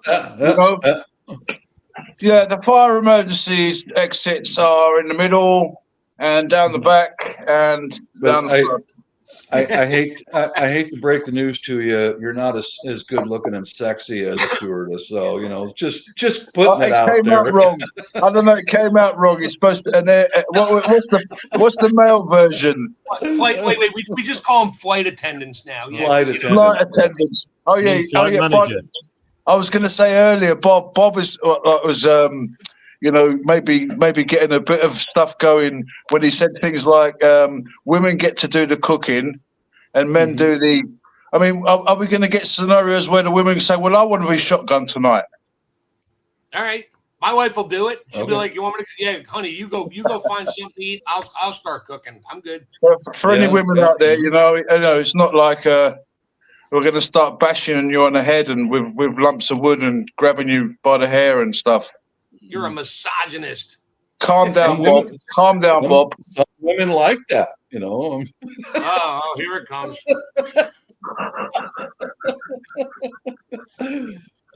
Well, I can't say for everyone, but some women like that, just grab them by the hair, Well, this is what real women, real men is missing in this planet. That's all I can say. I mean, we're talking about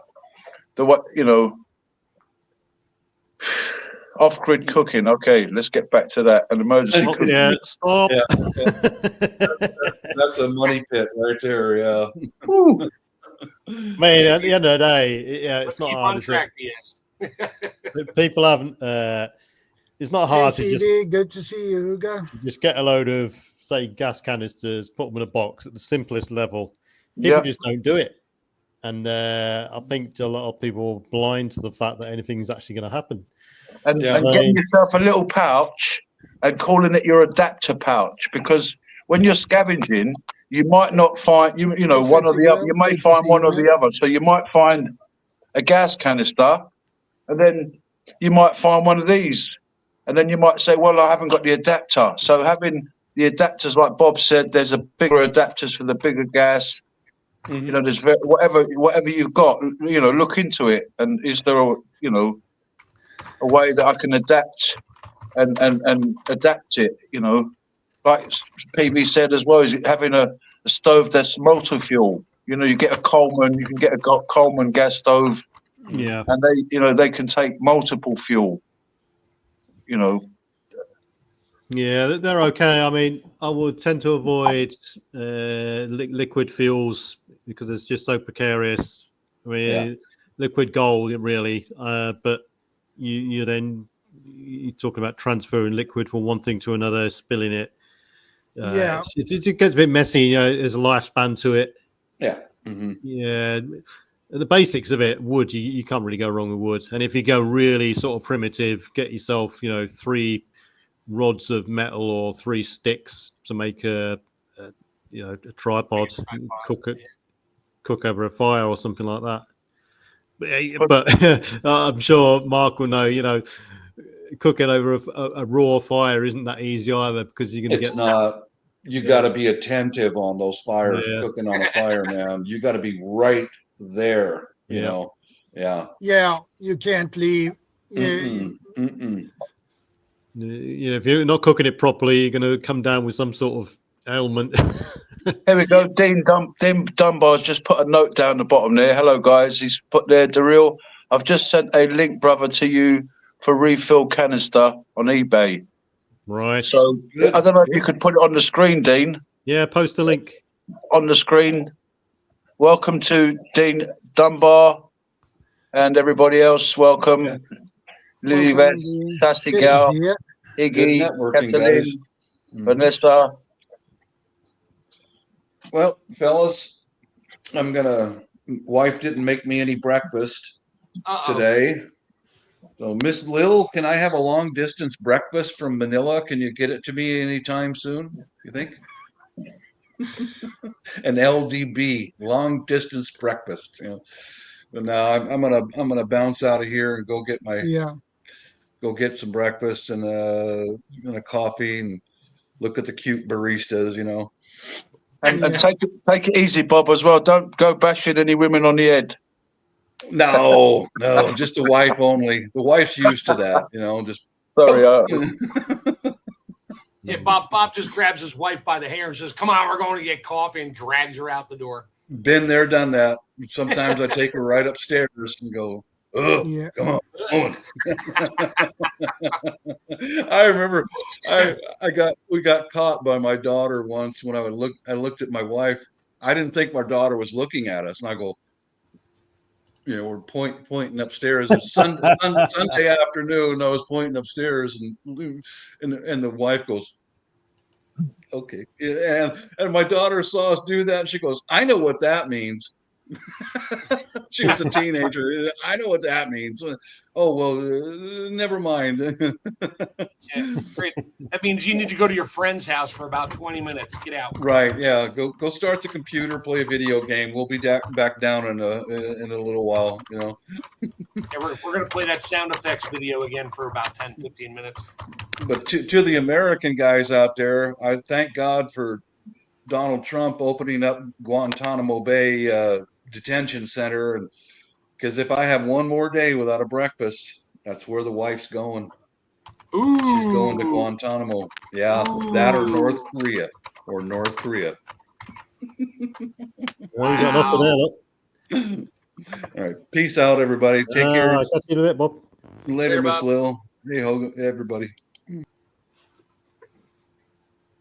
the reels left us as well. He's probably pressed the wrong button. Yeah. Yeah, I mean, there's a whole host of things you can do in there. I mean, we used to go on a convoy somewhere, and then you get your ball in the bag and you pull it on the engine block and heat it up that way. Wet patches and stuff. Army trick and stuff. Oh, Darul's got cut off. Yeah, I figured.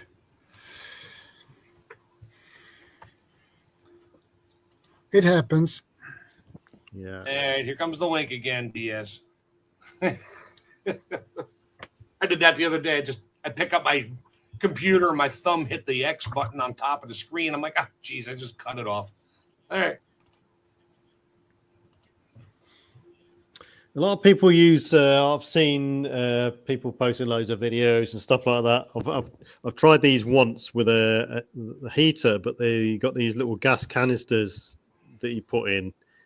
They click in place and you use them, and it's got like one grill on it that you can use, one burner, Oh, the little stoves. I got a bunch of those. Yeah, they look like a paint can. They got butane in there, isobutane.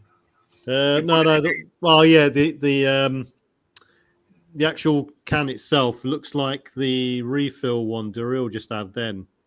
That yellow thing. Oh, the little ones. Okay. Yeah. It's slightly bigger, and you put the canister into the side of the cooker. It clips in place.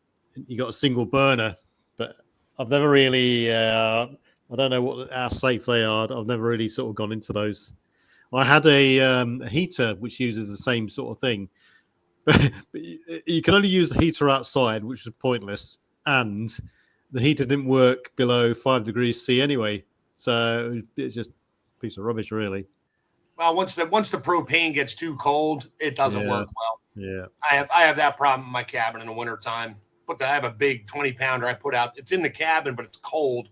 I actually have to leave it in the cabin overnight with the wood stove going on the other side, just so it's not 20 degrees anymore Fahrenheit. Oh, and it'd be warm enough I could put it outside and run my stove and cook my breakfast out there. Well, I mean, I use I've got two 13-kilo propane tanks, and that's 6 months worth of gas. Using it every day domestically because that's what we use on my boat, and we have no issues with that at all. And down to minus 10, 12 degrees C, no issues with that at all. Well, good. Yeah. But the smaller canisters is much more of a different scenario. Oh, they freeze up. I got my little baby butane stoves that we use for catering. You know, it's like a paint can. It goes in the side. You close the lid down, pull a lever, and then flip the little dial, and it goes click and lights. They're great, but even in the summertime, after about 10 minutes of cooking on it, the flame starts to die down and the can starts to freeze. Yeah, because right. Butane. It just does not. They're not great for that. Yeah, the can gets colder within itself just by expending the fuel. Yeah. Basically, your own. And you can use it for an air conditioning thing. Once it gets cold, just stick it down in your in your shirt somewhere, and you can cool off real quick that way. But. Prepper for the Ages says, do you watch those World War II gardening cooking videos? They're all over YouTube. No, I can't say I have. Yeah. I mean, cookers back in the post, the World War II sort of era and beyond, and just after the Second World War, there were different types of cookers anyway as well. There were like range wood-fired cookers or oil-fired cookers as well that they use. Alternatively, they, when it got really bad, they used to go down to wood and stuff like this. Yeah, well, it's very good to watch because what you're watching there is someone cooking and living in a pre sort of grid reliant world, really. Yeah, some of those videos are awesome. There's a lady that does some videos on YouTube. I can't remember the channel. Sorry about that, guys. She does how to preserve jars, how to preserve meats, eggs, vegetables, all sorts of stuff. Amazing what you can do. And look, Wartime Farm. That's a good series. They cover all this sort of thing. Okay, good to know. I try to remember that. I'll put a link up of the series. Well, please do. Prepper for the Ages says that's it, Drew Love. She does loads of videos. I can't remember her name. She does preservation in jars. She says this is what we did during a wartime situation. How we survived and how we learned how to preserve stuff. And I thought that'd be fantastic, stuff like that.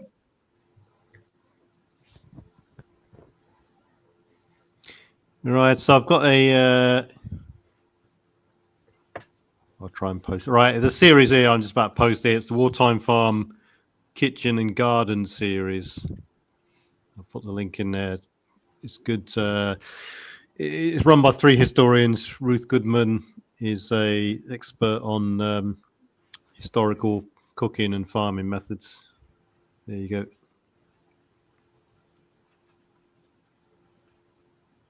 CB says, is that the series where they reenact on a farm what life would have been like? That's a good one. Yeah, it's good. They do a range of books as well. Wartime Farm book as well. That's quite a good one. It goes into all sorts of things from animal husbandry to farming methods and cooking methods, and even how to convert red diesel to white diesel and things like this to avoid to bypass sort of tax reasons and stuff.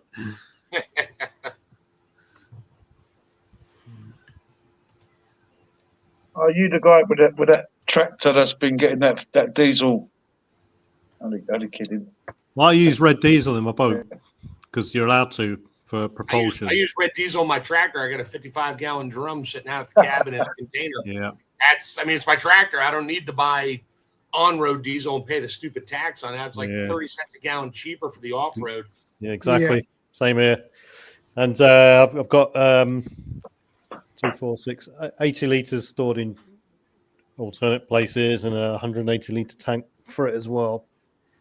A good fair amount of diesel. But the problem is, back to liquid fuel, it's a constant process of looking after the fuel, turning it over, stabilizing it, and so on. It's a pain in the ass, to be honest.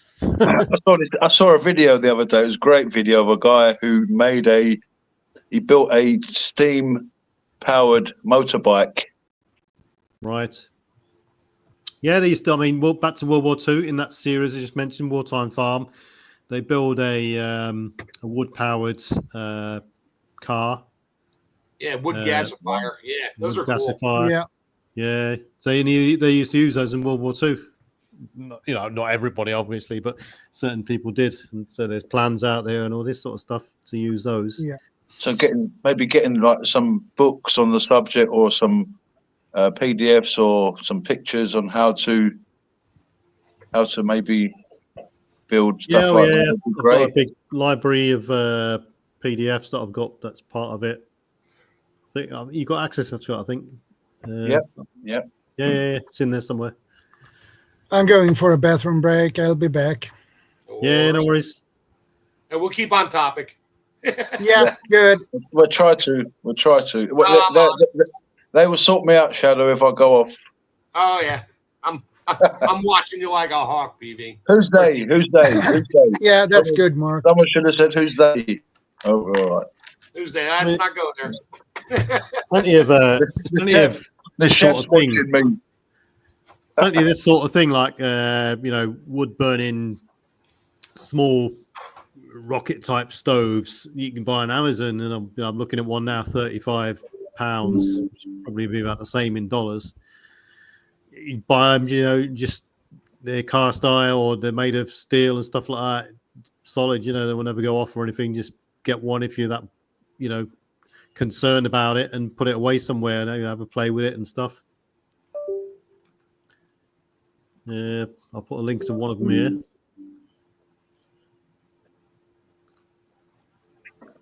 There we go.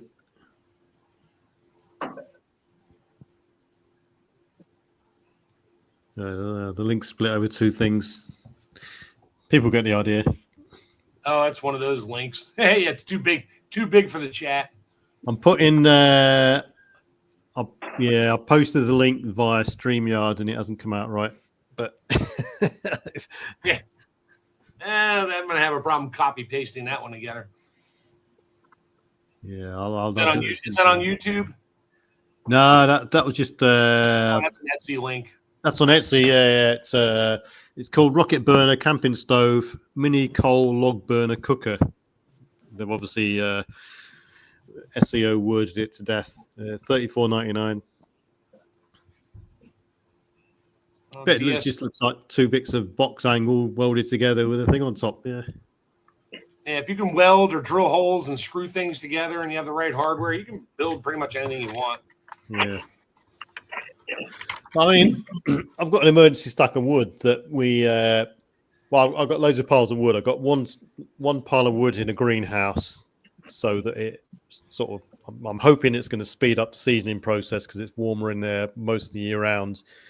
I've got another pile of wood which is just ready to be chopped up and lobbed on a wood burner for heating, and you can have the kettle going on there all the time, so you've always got hot water. And I've also got a couple of wheelie bins full of just chopped up bits of wood that I just throw in there and just forget about it. And in case of, you can just drag the wheelie bin out and you can move the bits of wood around. Quite a hefty amount of wood in the wheelie bin, and you can shift it around wherever you want it and crack on. Yep. Hey, Keelan just put up a good one I totally forgot about. So biomass cooking or just biomass heat. Like I mean, if anybody has their mulch pile in the backyard where they throw their grass clippings in that stuff gets really hot in the middle. So you could take not that you'd have to wrap it really well, but take your food and wrap it up 20 times in foil and put it down in the middle of your mulch pile where it's super hot and you'll cook it.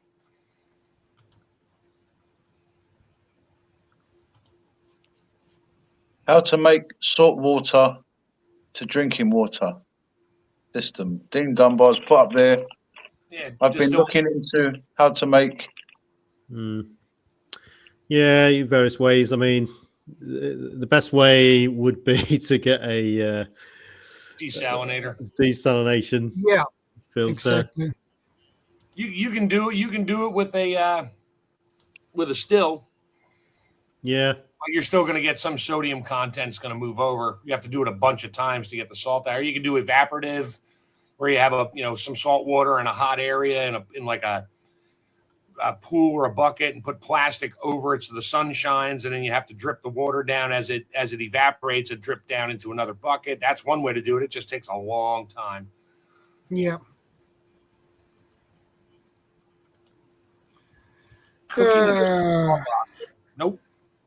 Nope, we haven't. Cooking in straw boxes. I'm not familiar with that type of cooking. I'm not familiar with that either. Yeah, I've mentioned that earlier. It's basically it's a way of preserving fuel, basically. So you get they used to you do it in World War II. It's on that Wartime Farm link I put up the series. Basically, it's a wooden box and it's lined with straw, thick straw padded out, so it insulates the box. It's an insulated box, basically. What you do is you heat up. Let's say you're doing stew. You heat up the stew. You put it in the box, seal it up, and the heat is retained in the box, and it continues to cook within the box. So it's almost like a slow cooking effect. Obviously, over time, as time goes on, you gradually lose heat. So you're talking a maximum 4 to 6 hours ish, but it's a sort of a hay box cooker. That's what they used to call them, or a straw box cooker. Yeah. Says a girl asks, I have a countertop water distillery. Would that really work for desalination? Yeah. You might want to test it. Take some regular tap water or whatever, put some salt in there, and run it through and see if it comes out salty. Because depending on the temperature of your your boiling, if you're actually boiling it, the sodium will go with it. You have to get it up to the right temperature so the H2O evaporates off and goes through the still and drips on the other side. So because salt water boils and the salt goes with it, it doesn't always leave it all in the pot. It deposits it everywhere. And then salt will actually start, depending if it's stainless steel, you're probably in good shape. But salt will start to rot things pretty quick. That's why cars in that near the ocean always have rust problems, because that saltwater mist that's always blowing around the air, it just rot your car out.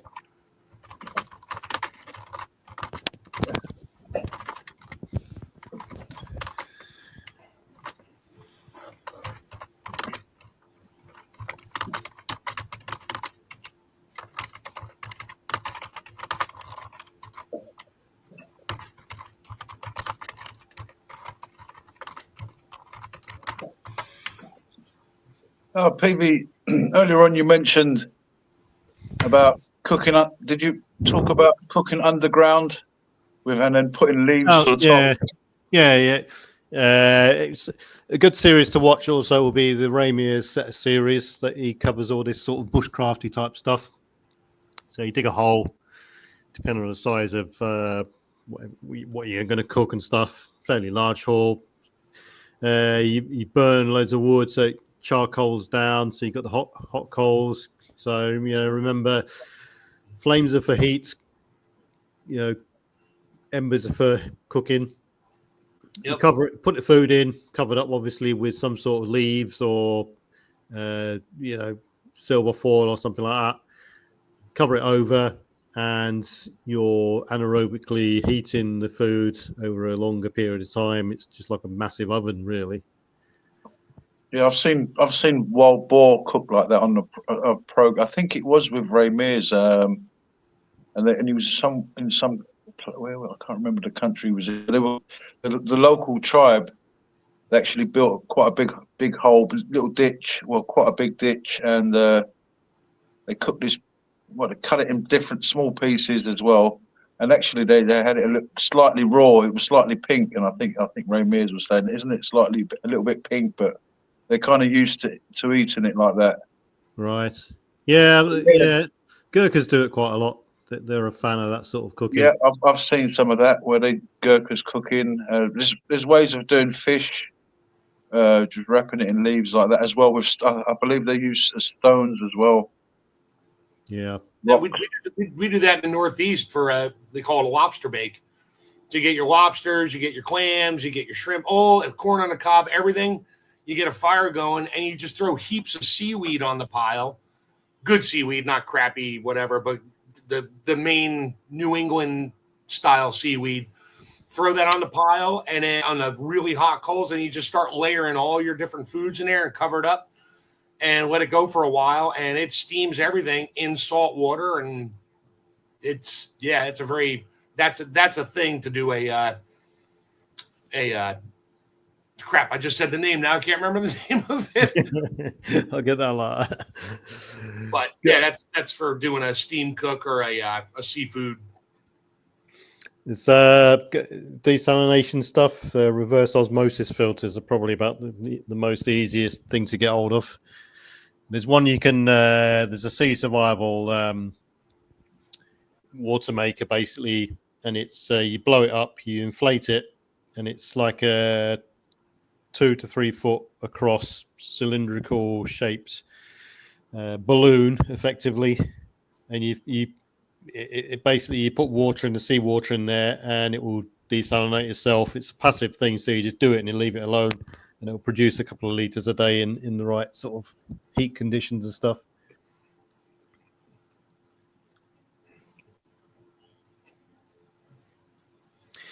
Yeah, I mean, options for food and stuff like this, going back to the nuclear scenario, you're not going to really have an option. If you're in a bunker or anything like this, you're not going to have the option for ventilation. So you're going to have to either eat stuff cold or have sort of MRE heater type heating, or if you've got access to electricity, fine. But you're talking fuel and stuff like that. Hello, everyone. Hey, Sia. Can you guys hear me?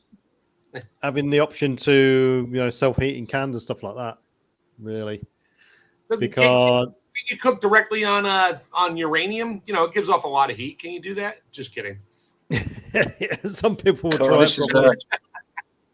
I mean, after that, you're talking, food procurement and food availability in low lights. Once any sort of ash cloud scenario where sunlight is being blocked out, then you're really talking sort of seaweed and mushroom type food sources. Mm.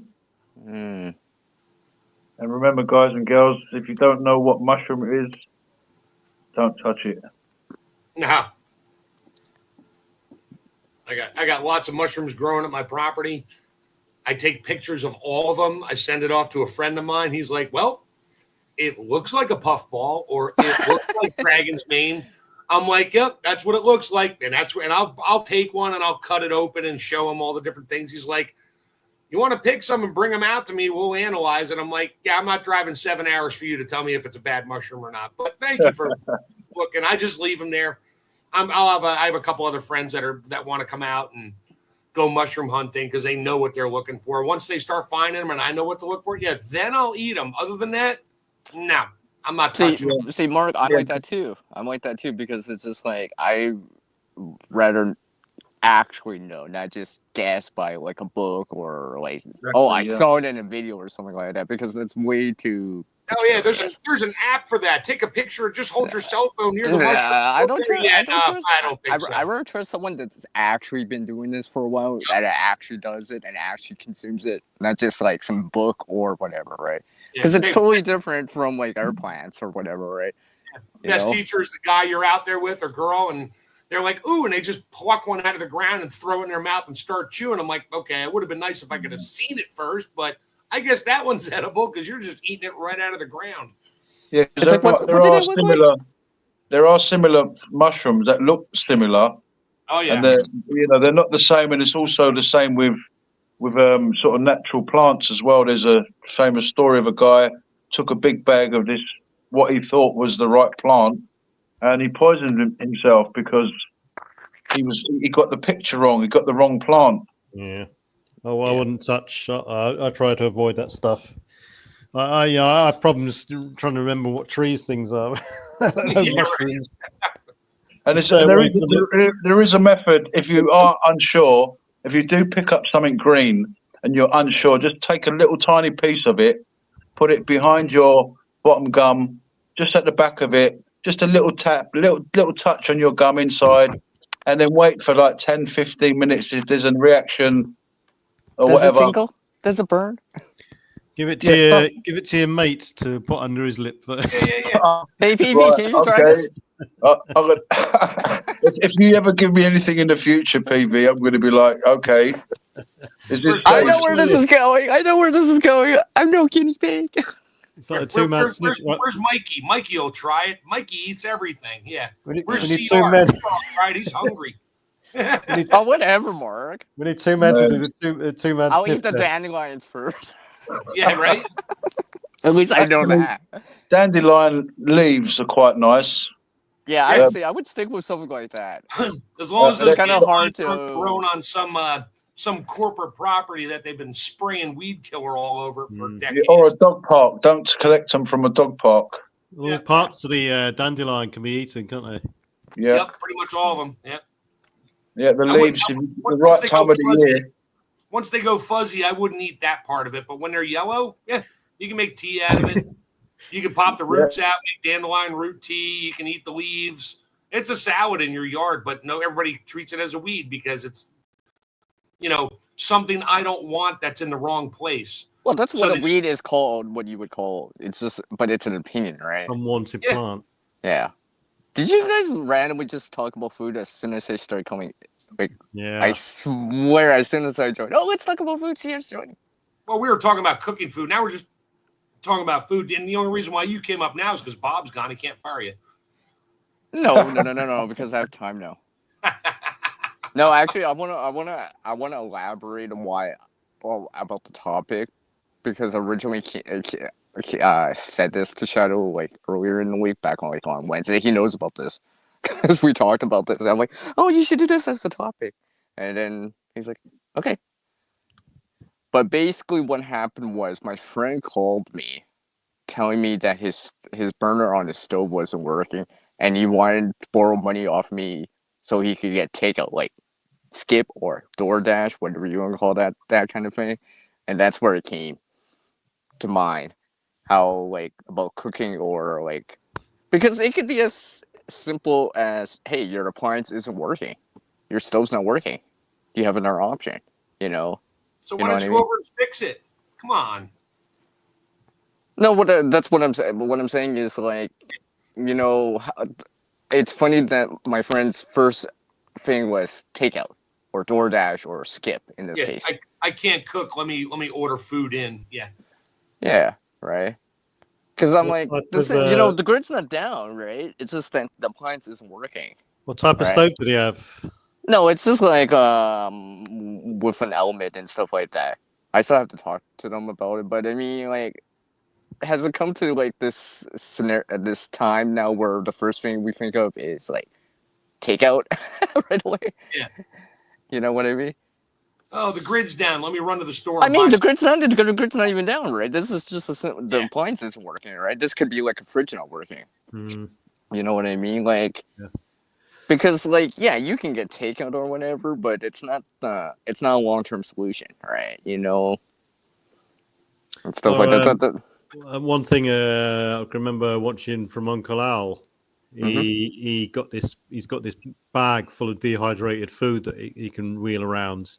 There's sort of Oh yeah. I remember part of the his suitcase. bug out plan, and he The said, suitcase. yeah, The that's right, suitcase. yeah. So I basically, remember. he said, it could be just a short-term localized event, and if you go to a motel room, you open your bag up, all you need is a kettle, really, and once you can boil water, you can cook again. I mean, you can dehydrated food, and there you go. You can boil noodles, rice, meat if possible, right? Make stews out of it. Even the steak. It might be not as tasty as like if you grilled it or whatever, but at least you did it. Food energy, the calories out of it, right? And this is the good thing about what we mentioned a couple of episodes back is having a different variety of food, so that if you might have wet pouch food that you can just eat cold there, and then dehydrated food that you can add boiling water to, canned food, and so on and so on. Mm-hmm.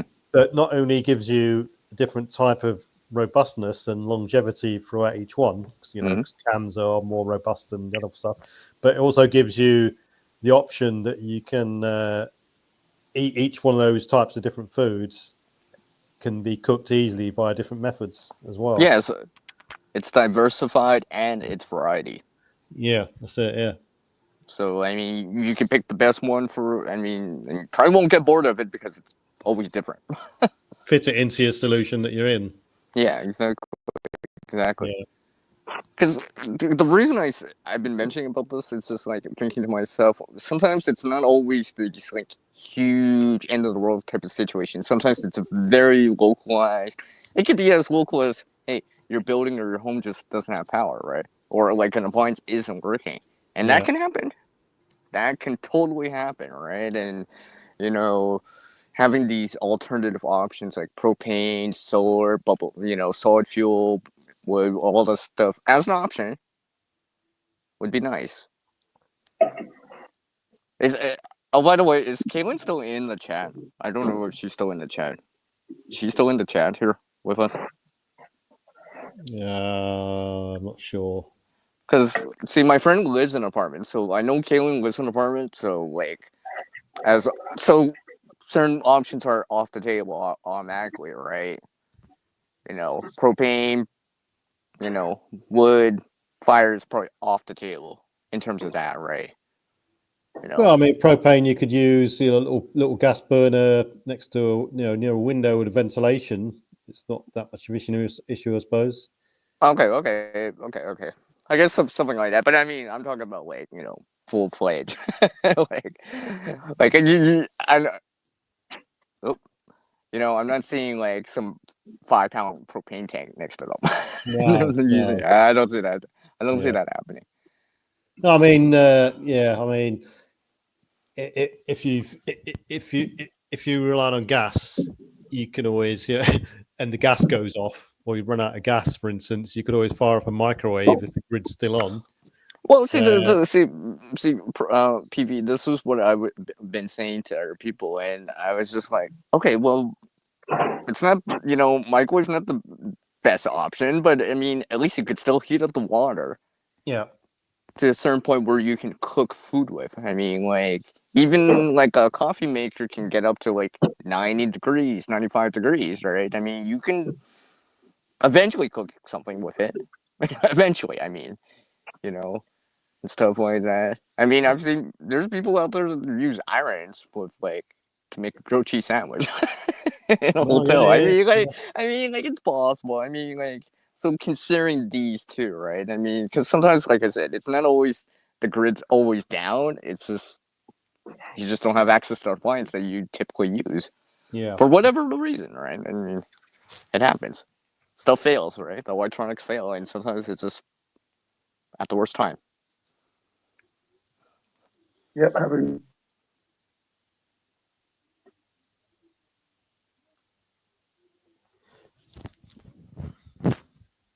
Sorry, Daryl, are you still there?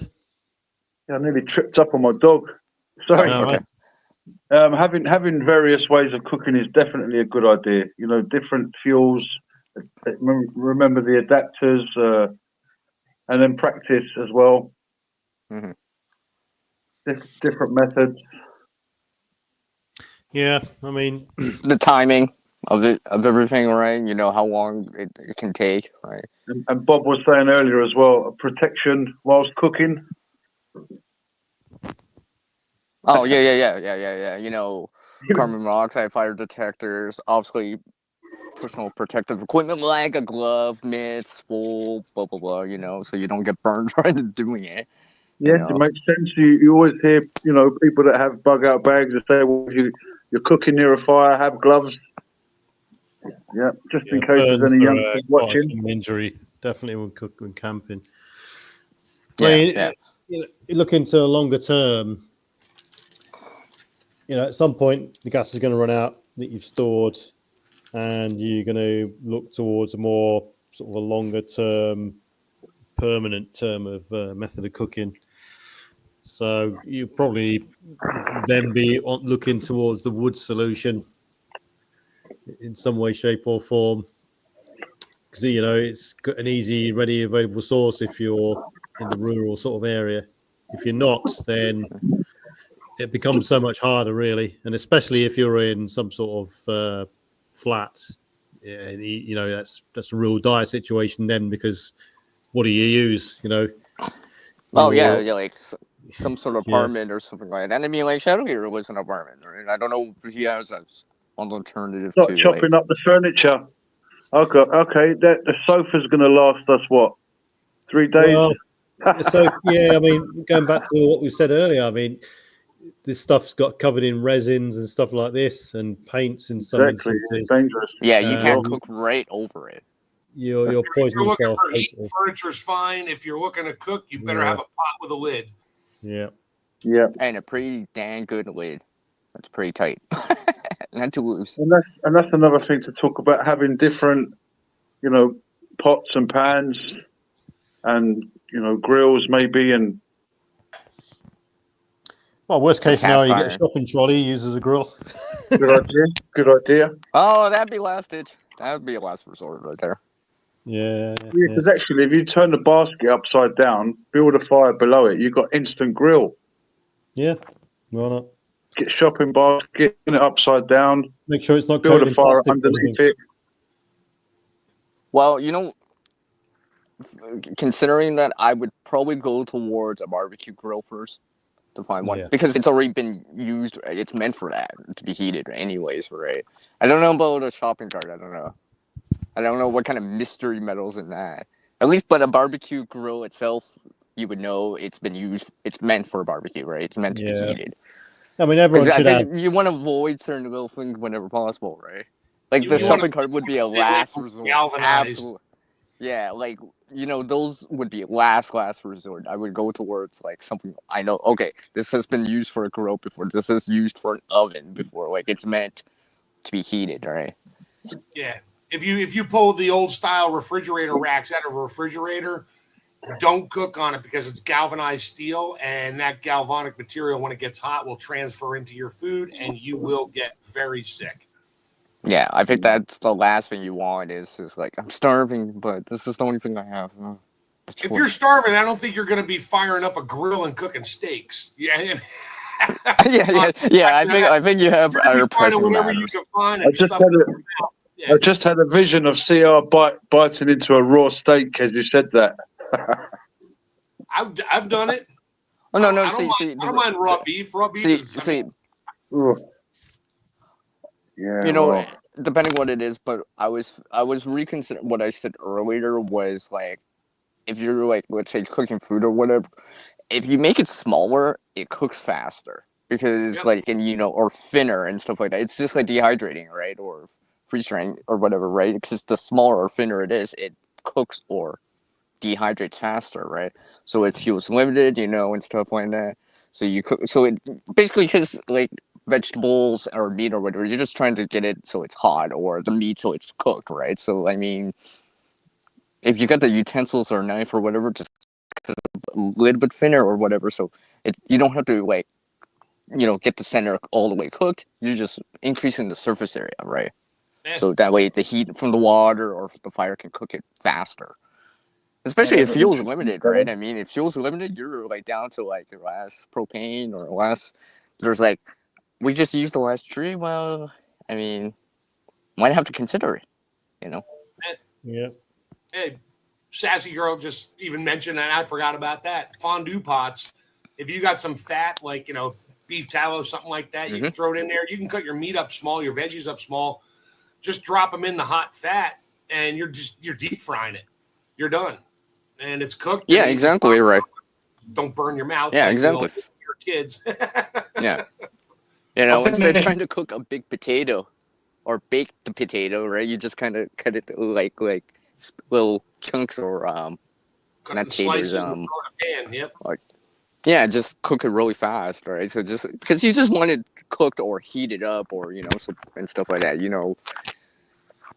It doesn't matter that it's like why there isn't an international. Sorry to cut you there, STR. Sorry. Yeah, go ahead.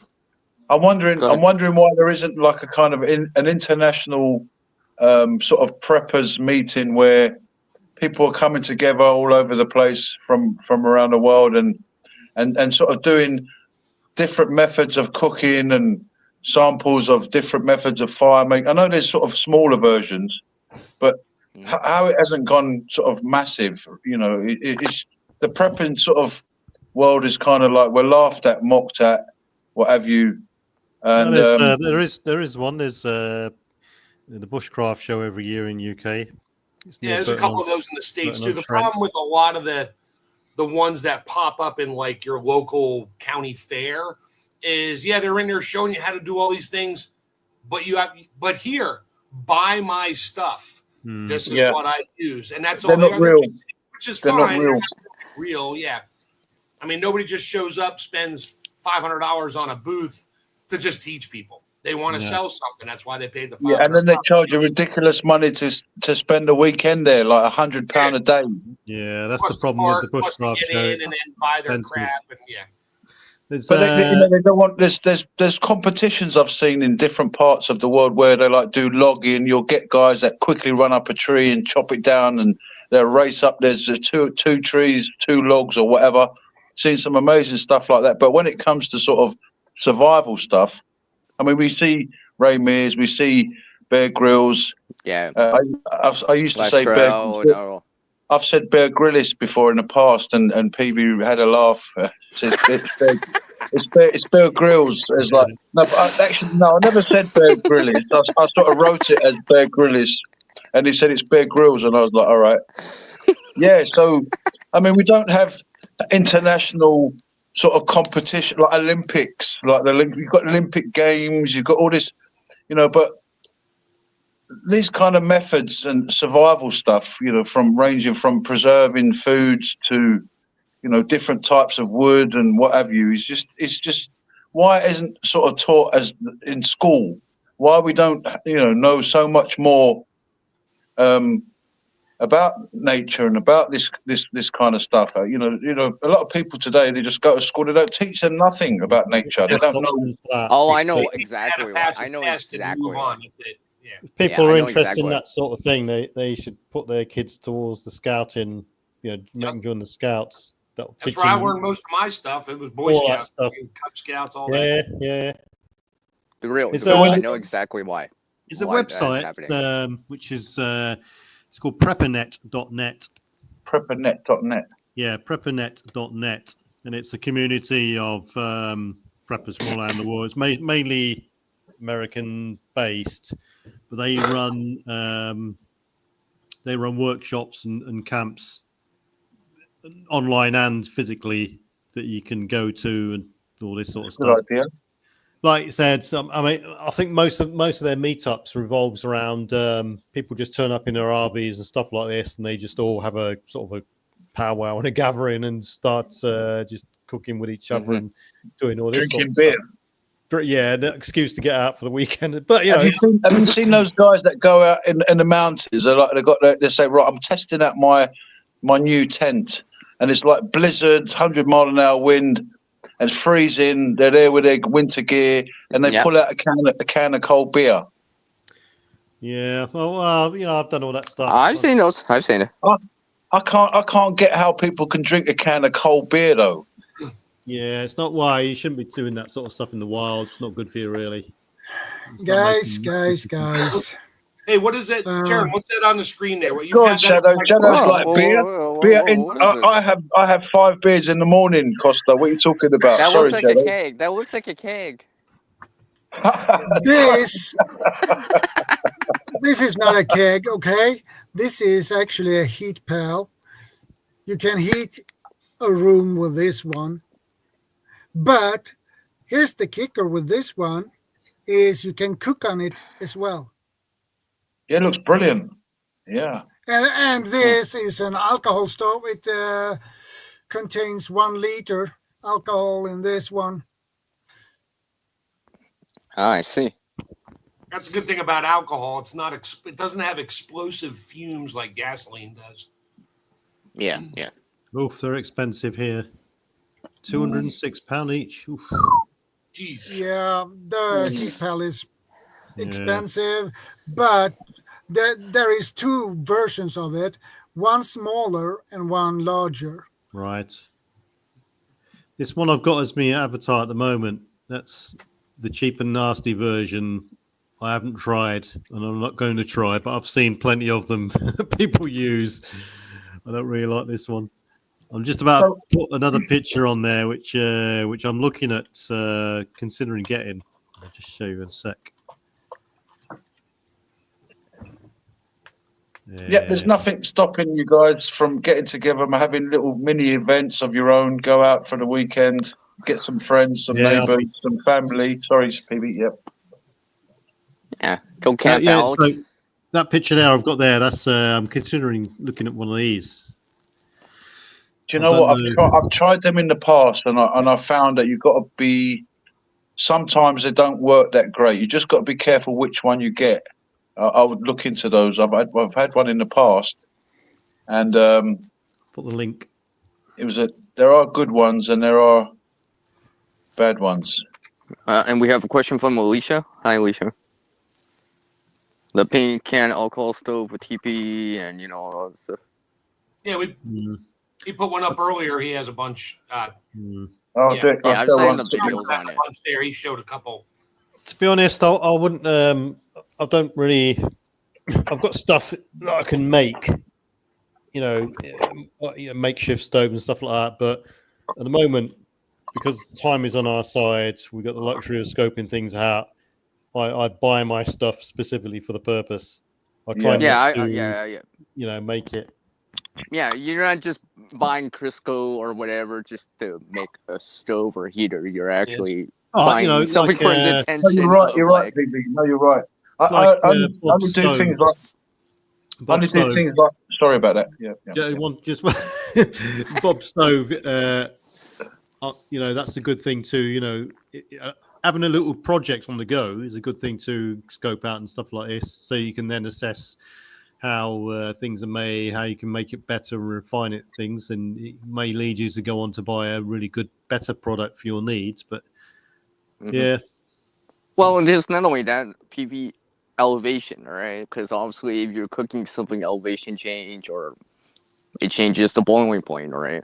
So, I mean, not everyone lives at sea level. Yeah, it's not too many people are going to be up 3 miles high on Mount Everest in a survival situation that they didn't bring supplies. Most of the time, if your supplies are gone, you're dead. Yeah, I mean, at what we look at 5,000 meters, sort of 16 odd thousand feet. It's 50%, 53 odd, 50% oxygen. I don't think you're going to bug out to the top of Mount Everest, like I said, or Mount Rainier to get away from everything. Or any mountain. Well, I mean, short of like a tsunami or something like that. But aside from that, I mean, sure, tsunami. Yeah, by the time you're not going to make it. But anyway. We got Prepper for the Ages. It's put there. Any recommendations for what to buy before everything here gets extremely expensive? Whatever you need. Depends on what you need. Your needs. Yeah, I mean, you're cooking for one person, 2, 3, 4.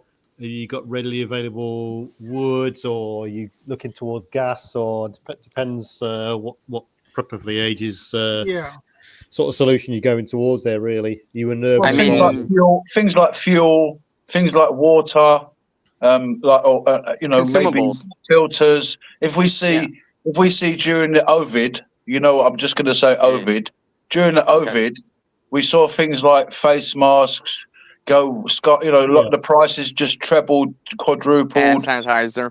Hand sanitizer, everything went crazy. The actual the stuff to make hand sanitizer, the actual 100% spirit, or is it 100% or 90% or whatever? It's not. That's actually good. Right now, you can buy liquid hand sanitizer. All this because it was alcohol. All the stuff that was left over from the Ovid.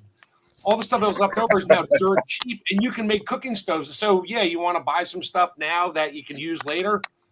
Go buy a whole bunch of the liquid, not the gel. Well, the gel would probably work. Yes, get the actual dirt because nobody wants it anymore because nobody's into that anymore. We're on to the next latest, greatest shiny object. Eggs. Oh, sorry. Did I say that? If you buy look some at alcohol and play with making an alcohol stove. I mean, there's a million. If you look at if you look at things like face masks and filters, the prices of those sort of. I bought a gas mask several years back, and I bought it for around about £140, and the same one in this amount of time is now around about £300. Yeah. So it's sort of doubled. So if you're going to get into NBC stuff, I mean, PV is the one to talk about that stuff. He knows about that stuff. I would say maybe get some of that before it goes sky high expensive. Because there is a real. I think nuclear is going to be a real threat in the future. As a prepper, I think so. Yeah, I mean, looking at various snippets of intelligence dotted around the world and how things are developing and researched by various terror groups, they're working. Don't deviate from the subject, but they're working on things like biological weapons or weaponized biological agents delivered by drones. So, just beware, folks. That's all I'm saying. They're dumping mosquitoes in Florida. I mean, really? Well, I'm talking things like ricin, anthrax, stuff like this. Biologicals, yeah. Wow. Easily made. I mean, there was one guy about 12 miles away from where I am. He was caught 3 or 4 weeks ago with an AK, 30 rounds in a mag, and he had a tub full of caster beams that he was going to try and make into ricin. Wow. This is a single guy in his bedroom. Yeah. And these people can't be, trying to track these people down, all these individualistic, radicalized people. But yeah, I mean, so going back to Prepper for the Ages, his solution there. Sorry, Second Star, we're talking about off-grid cooking. Ups? I know, that's why I'm here. Cooking. Yeah. That's why I'm here. I came up with the topic, Second Star, by the way. And we like, what? I would, if anyone was to ask me what would we recommend, first thing I'd say, get a multi-fuel, solid fuel wood burning stove, so you can double it up as heating and cooking, two things in one. And once it's in your house, if the power goes out or the heating goes off, you can heat yourself, retract back to a central location and room. You got put a kettle on there, always on the boil. You've always got hot water. You can put a pot of stew on there, ticking over all day or whatever. And it's just a convenient, an easier way of using your fuel, heating and cooking. Yeah, you can get by. Well. You can get by. I've lived it. You can get by with the simplest of things, and practice it is good at home. Get your little bits out. Turn the electric off, turn the gas off. Practice cooking a meal. I'm going to cook a meal tonight with just this gas stove. And I'm talking about a proper meal, curry, rice, everything. My main, you've always got the wood burner on, or put some coal on and stuff like that, and you always got the kettle on the go. Yeah. And I use gas, but I can easily switch from gas to cooking on the stove there, no problem at all. It becomes a bit difficult when you're talking about frying food, but most things are relatively easy to do on there. I don't think we're gonna be making fish and chips in an off-grid situation. No, you're probably You'd be surprised what you could cook on one of those little camping stoves. Just one burner. If you've sort of had, that's what I was saying. If you plan it, you sort of got to prepare it a little. All the ingredients. You may have to cook one thing before the other. You might have to do the rice separately and whatever. But I mean, it's worth it. At the end of the day, you sit down with a really nice hot meal you've made on a little camping stove, and you're like, wow. Okay, it may have took a little bit longer, but okay, there's also ways of not just leaving the gas on so it runs out, but you can just do it in stages and then just cook. It ends up in one pot.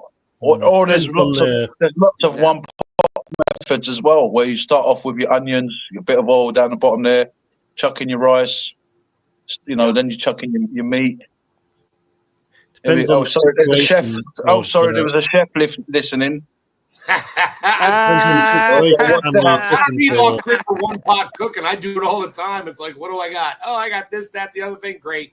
I'm just making a pot. All my things, my protein, my little bit of starch, my veg. It's all in one pot. I do it with rice. Come on, I've just given you some chicken, chef. I've said, right, chef. All I've got is some chicken. What's for the one pot tonight? Something simple. Whatever we got. You got chicken, you got you got onions, you got celery, you got carrots, you got dandelion greens, you got kale, you got rice, you got beans. You can do so much with that. The only thing you really need to sort of understand, and it's sort of science, is how much longer do certain things take to cook than others. Yeah, rice. Throw your dry beans in a pot, and they take a few hours to cook unless you soak them overnight.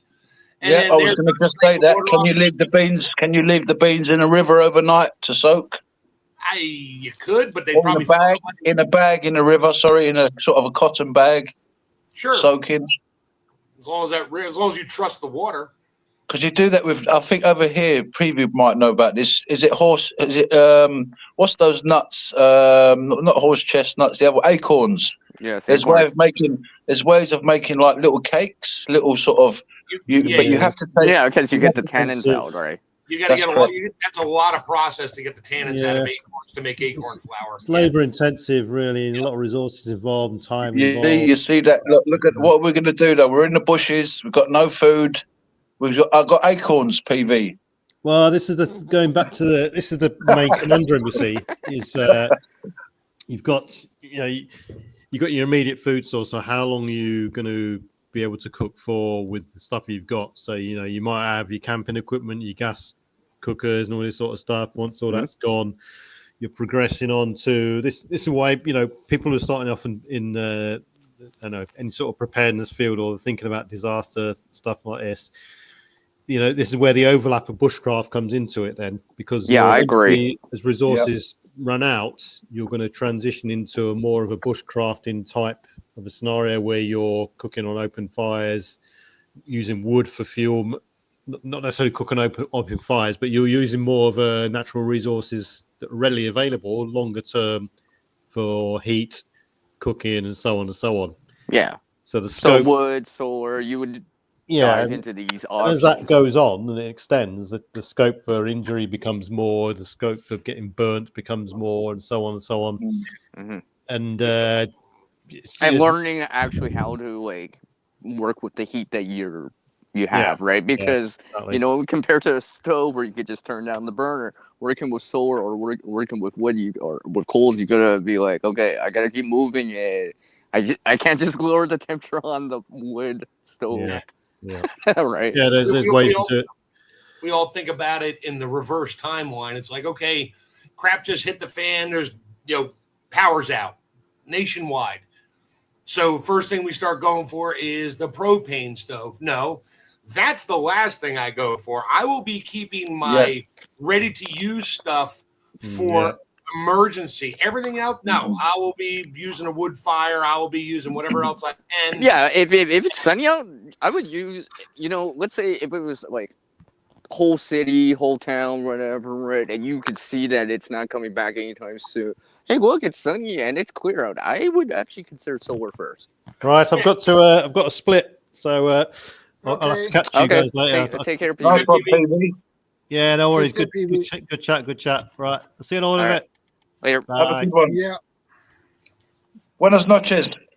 But yeah, like I was saying, I would consider that first, like, because like I said earlier, let's go back to like real world situations. Like if you were in these places, like the Carolinas or were places, let's say California, right, and or whatever. If you were actually these people that actually went through these situations, right? Like I always take a look. I'm like, well, it looks sunny. It looks nice and bright. It is an option. I mean, you know, it's not. The main issue on the timeline thing is if and or when crap hits the fan. Yeah.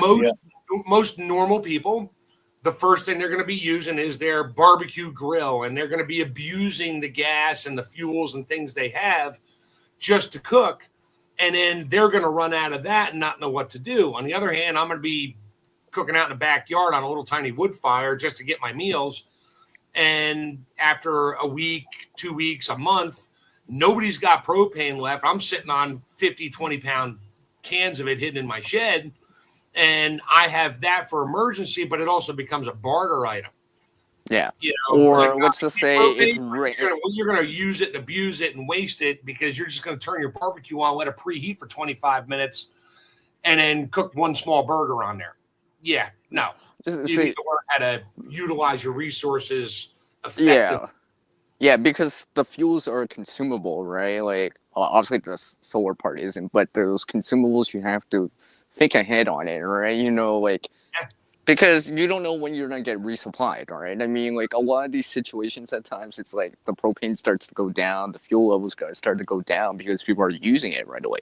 I'm not saying don't use it right away, but what I'm saying is, like, if you do use it, maximize every potential BTU you're getting out of it, all right? Like, this is why I said about using furnaces. If you're using a campfire, right, and there's still residual heat, still coals, heat up some water, put it in the furnace, make some tea, make some coffee with it, right? Put it in the furnace, right? If it's freaking cold outside, heat up some water. You can use it as a heater, a little bottle heater for later on, right? Throw a bunch of rocks on top of the leftover coals when you're done, and then bring those rocks inside.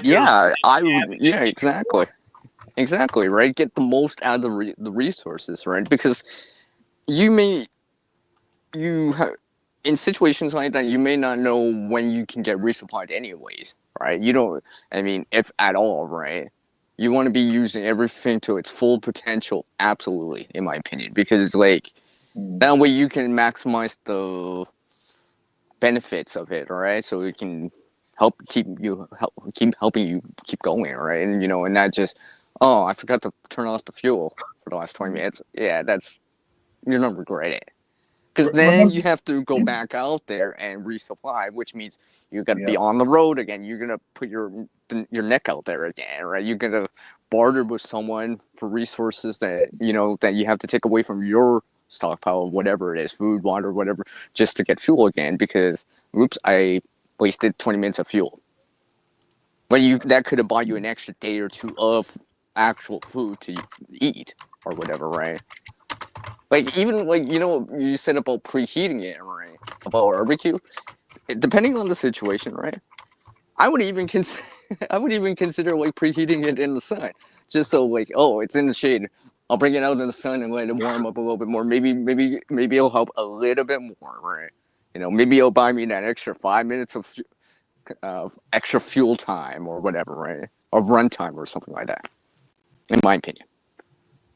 If you got that if you have the items to do solar cooking, that's great. Yeah. I mean, honestly, it depends or whatever. Solar, it's like, that's great, but if it's a cloudy day, you ain't running your solar. So I don't consider solar. No, I'm just saying on my list of things to have to cook with. I have solar panels to charge my batteries. No, as an option, if it's available. Obviously, I know Bob. He doesn't see much sun, PV or whatever, but there's some places out there see a lot more sun, right? Sure. Talking of sun, I I've cooked an egg once on a rock in Greece.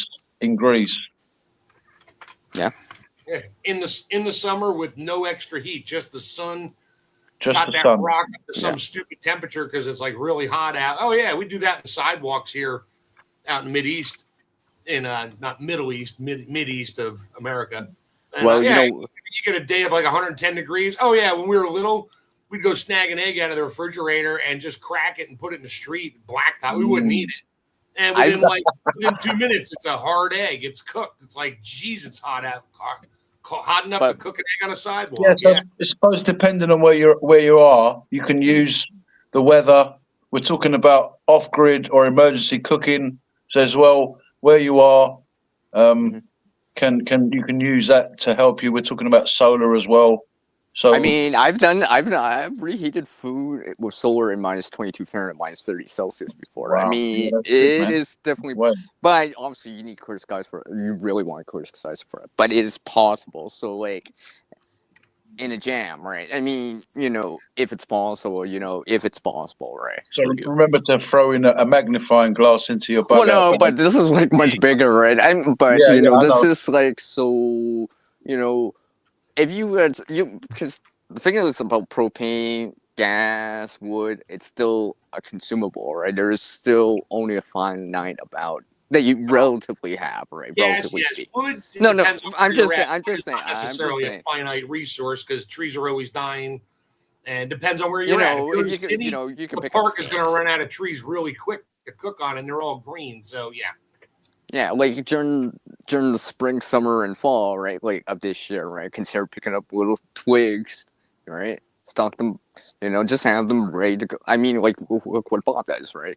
He just picks up sticks or whatever, dips into the wax, and now he just has something ready to go because he gets rain there all the time, right? So for him, finding like dry wood would be much harder. Even for you, the real PV, right? Where it rains more frequently. I mean.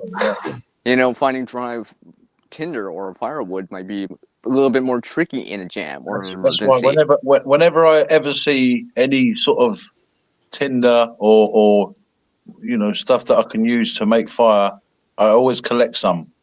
Especially on a nice day, I'm like, wow, birch bark, lovely. Yeah, it's already dry, right?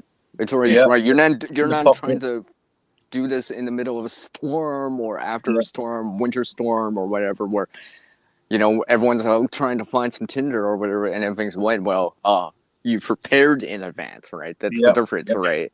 That's the difference. That's the thing about being in a city. If you're walking around the street with just a little, one of those reusable shopping bags, and you're just strolling along and you're just picking up sticks, people walking by are going to be like, "Oh, what a nice guy! He's helping to clean up the neighborhood."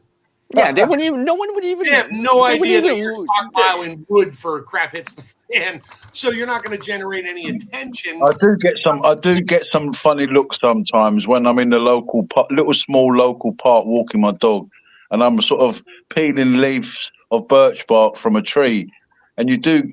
I have had sort of one or two looks over the years where people are like, "He's sort of, what's he doing by that tree?" Yeah. Is he one of those tree huggers? I've got a question for you, CR, and everyone else as well, and even in the chat. Where is the strangest place? Not strangest. Where is the most awkwardest place you've ever had to cook a meal? Like on a beach, or in a cave, by a roadside, on a balcony. Yeah, but those tailgate parties are common though. Tailgate parties. What's that then? CR? Well, that's like when you're cooking like with propane. Like usually you do it at like a sporting event, but technically you could think about it. Yeah, right. Cooking at the back seat of your trunk or whatever, like a truck or something like that. Usually they do it at like football events. Or somewhere where you got a real good memory of. I mean, I've got a memory of when I was in Argentina, South America. I was near a river. And we camped out by the river overnight, and I literally didn't have a tent. I just literally had a sleeping bag, and me and my girlfriend just slept in our sleeping bags outside. And even other people were there, and they were all sleeping outside under the stars next to this river. It was amazing, and we cooked. I think it was some kind of paella, Well, there was on the this camping stove. This guy had one of those trailers, and he sort of opened it all, and it sort of turned out to be like a big kind of room. It's amazing. Well, I guess that'd be like a tailgate party or something like that, something similar to that. It's basically like it's like on the behind like some vehicle or something like that, and you're usually it's propane, but Yeah, Australians do it as well. Yeah, I got stuck in the snow in my car years ago for probably 12 hours. And yeah, I always have water and stuff with me, and I have my little tiny stove. And back then, I mean, years ago, I had a couple cans of soup with me. They weren't frozen. So yeah, fired up my little stove in the car on my center console and heated up a little can because it was cold and I didn't want to run out of gas. So I just fired that up, cracked the window open so I wouldn't die of carbon monoxide poisoning. And cooked a can of soup at like 2:00 in the morning because I was hungry and it was too cold to really sleep. I had to start the car every now and then, shovel the snow away from my muffler so I didn't gas myself. And I did that. And then this plows went by and we all left. And I got home that morning. My mom's like, "Oh my God, where were you?" I was like, "I was stuck on the highway. We didn't have cell phones." I was like, "I was stuck on the highway. You must be hungry." I'm like, "No, I'm pretty good. I cooked some soup and raviolis." She's like, "What?" I'm like, You I don't like stuff, here in the back of the car. You see, stuff like that is very, very good. We haven't been speaking about when we've been speaking about off-grid and emergency cooking, but if you're in a vehicle, like you just said, we a lot of preppers do say, "What do you have in your cars?" as well, because you might not be at home or whatever. You might be in your vehicle, and bam, all of a sudden, that'd be interesting to know people's stories of where they've been.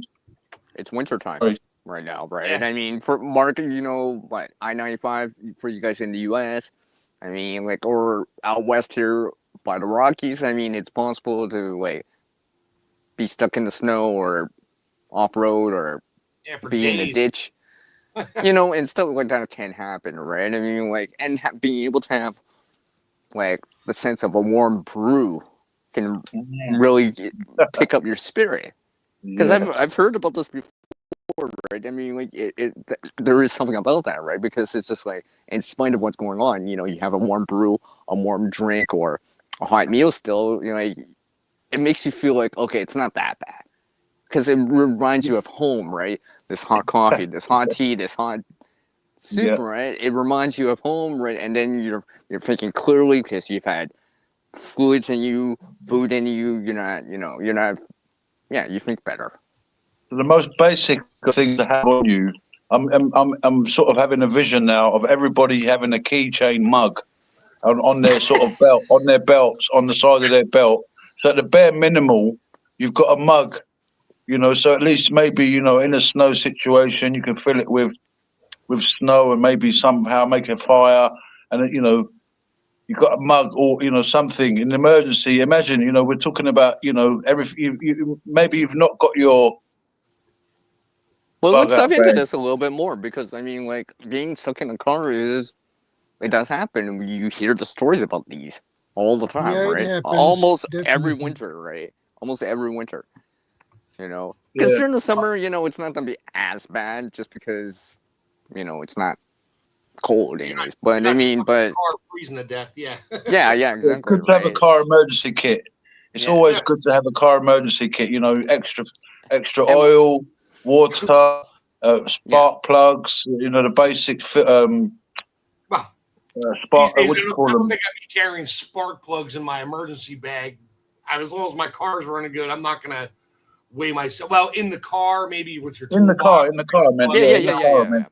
Yeah. In the car, yeah. When I go anywhere, my work truck, I got my bag. It just lives in the truck, and I'll take it out every now and then, change some things out. But I know any average day, I'm not going to be more than a 2 days walk from home, and I got enough stuff in there to get me home.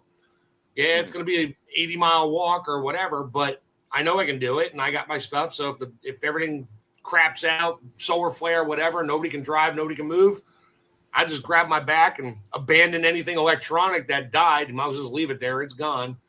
And put my backpack on, grab my boots, and start walking. Yep.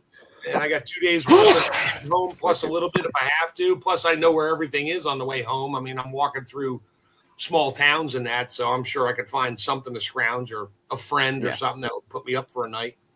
Yeah. Because I've been hearing these are little tidbits of information at times. Like, obviously, I would use them as a last resort. Like, melting snow. Obviously, I rather melt ice or actually have the water beforehand, right? So I don't have to dip into these kind of more insert word type of methods, right? You know what I mean? Like, because those would be for last ditch resort, right? Emergency kind of information or a situation. I would use that, right? I would ideally rather have the water already, right? So I don't have to melt snow or ice, right? But things like, oh, hey, I'm stuck on the side, but hey, the sun's coming up, but I gotta wait because I'm snowed in or whatever, right? I'd be like, okay, I'm gonna melt the snow on the dash with a bag. I've seen videos like that. I would consider that, right? For example, right? I've reheated pizza on the dashboard of my car in the summertime. Yeah, or something. I mean, if you think about that's a good use of the resources, right? And thinking like that, right? Obviously, this is a last resort, or something like that. You wouldn't probably normally do it, right? But if people see it, they'll be like, "Oh, that's smart. That's ingenious." It's like, oh, it's just common sense, right? I'd be like, okay, well, dash is hot because it's in the sun. I can melt some snow on it. I'm not using the fuel on my vehicle right now, or per se, but I do need the water. Because I just ran a bottle of water, right, or whatever, right? So I would consider that anyways, right? There's so many things you could stock up on. Like we're talking, I can imagine people writing all these things down. Okay, I need this black box. I need this alcohol stove. I need all this stuff. Well, how are you going to take all that stuff with you? You just gotta, unless you're at home and it's there. Okay, I have all different kinds of backups and that. But if you're out and about and you got to cook on the fly, I think a little folding stove. I would start with that. Skills are your number one best friend. Yeah, I mean, I would consider like a folding stove or something like that for sure. So, something like that. At least because weight and bulk and size are going to be the big issue when you're on foot or like if you have to carry it, right? So you'll have to go more miniature, right? It'd be one person, one or two people at most, right? You're not doing it for like a full family. You would, you know what I mean? Like I've used like those folding stoves to heat up water to make coffee. Yeah, we're not talking like you stranded yourself out in the Mojave Desert somewhere in the middle of nowhere where there's no cell signal, no nothing, and you now know you have to walk 4 or 5 days to get help. If you put yourself in that situation, yeah, you didn't really find that really well. You didn't find that there's no reason for you to be in that kind of situation. Yeah, unless you're looking to test your survival skills. Or some sort of plane crash thing, that's off course or whatever. Yeah, something like that. Sure. Extreme plane crashes situation. These days, they're gonna know where you are. You're gonna have help there within. Unless more or less, Africa somewhere where there is nobody and nobody saw the plane go down. So sure, you're gonna die, but whatever. Yeah, I mean. That's more of an extreme case, right? But a car breaking down or on the side in the ditch is probably more likely, more common, more likely to happen generally to people just because people are on the road, on the highways, right? It depends on how far away from society you are. There's really no place in America right now that you would be traveling. Well, you might. There's a few. You may be on these back 5 days worth of food and cooking equipment, everything in your car. Because if I get stuck, most places you get stuck, you're within like probably an hour or two walk, unless you're up in the North Woods of Maine or Montana or somewhere where there's literally nobody around. But 90% of the United States, something happens, you could probably get to help fairly quick, unless it's minus 50 outside and you don't want to leave your car. You'll just freeze to death. Yeah, I mean, at that point, you should have stayed home to begin with. But then again, during Christmas time or Thanksgiving or whatever, people just go out anyways, right? So, I mean, people still go out anyways, right? So it's just like, it's probably better if you bring a few useful supplies just in case. Probably won't happen, but if it does, at least you'll have something to... Yeah, some options in there for you, right? And you tell everyone where you're going and all that stuff. You fill up and all that stuff. Gets the fan,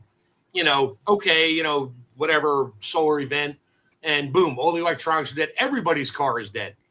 So you still got, I mean, you're not going to get help from everybody, but at least you're not alone, in that respect. And I mean, you might be in the middle of a traffic jam in the city when that happens, in which case it's like, I just want to get the hell away from you people. Well, I mean, those pileups or whatever, right?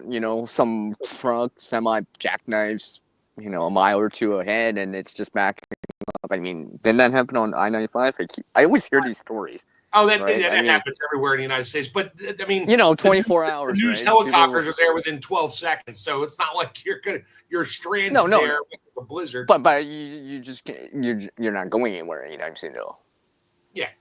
Yeah. So having these options, right? Especially if you got kids in the back, people you love in the back or whatever, right? Because usually these would be part of the road trip, right? Some visiting family or whatever relatives, right? So you get stuck in traffic with the family, and you're going to be there for 3-4 hours waiting for an accident to clear.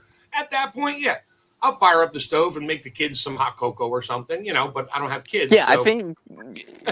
Well, even for you, it'd be coffee or tea for the real or whatever, or hot chocolate, right? I think it would give you something to do while the situation's going on, so you're not just twiddling your thumbs and worrying, right? And the sense of like that normal kind of thing of having a warm brew. It's just like, so if everyone's like, for example, if we were all in the vehicle together, right? Some of us are having tea, some of us are having coffee, right? It's just like talking at the coffee shop for us for the next 4 hours, right? Time goes by. We're just passing by. Yeah, we're just passing by and keeping comfortable, right? No one's worrying or no one's like, oh my gosh, man, and running out the vehicle and letting all the cold air in. We're just going to relax. 6 hours later, Mark is pulling out his freeze-dried food and eating it all. I'm just taking it for a minute. We're kidding. But, something like that. Because I think if people remain calm and, and give these people, whoever's helping them, whatever, clear up the accident some time, right? Not, because I think if people start to, quote unquote, panic to a certain degree, then other people start seeing it, and it's just like it becomes contagious to a certain degree, and everyone's starting to get angry, PO'd about everything. Then because it just goes downhill after, right? Yeah, you know what I mean? Because you want to keep morale quite high.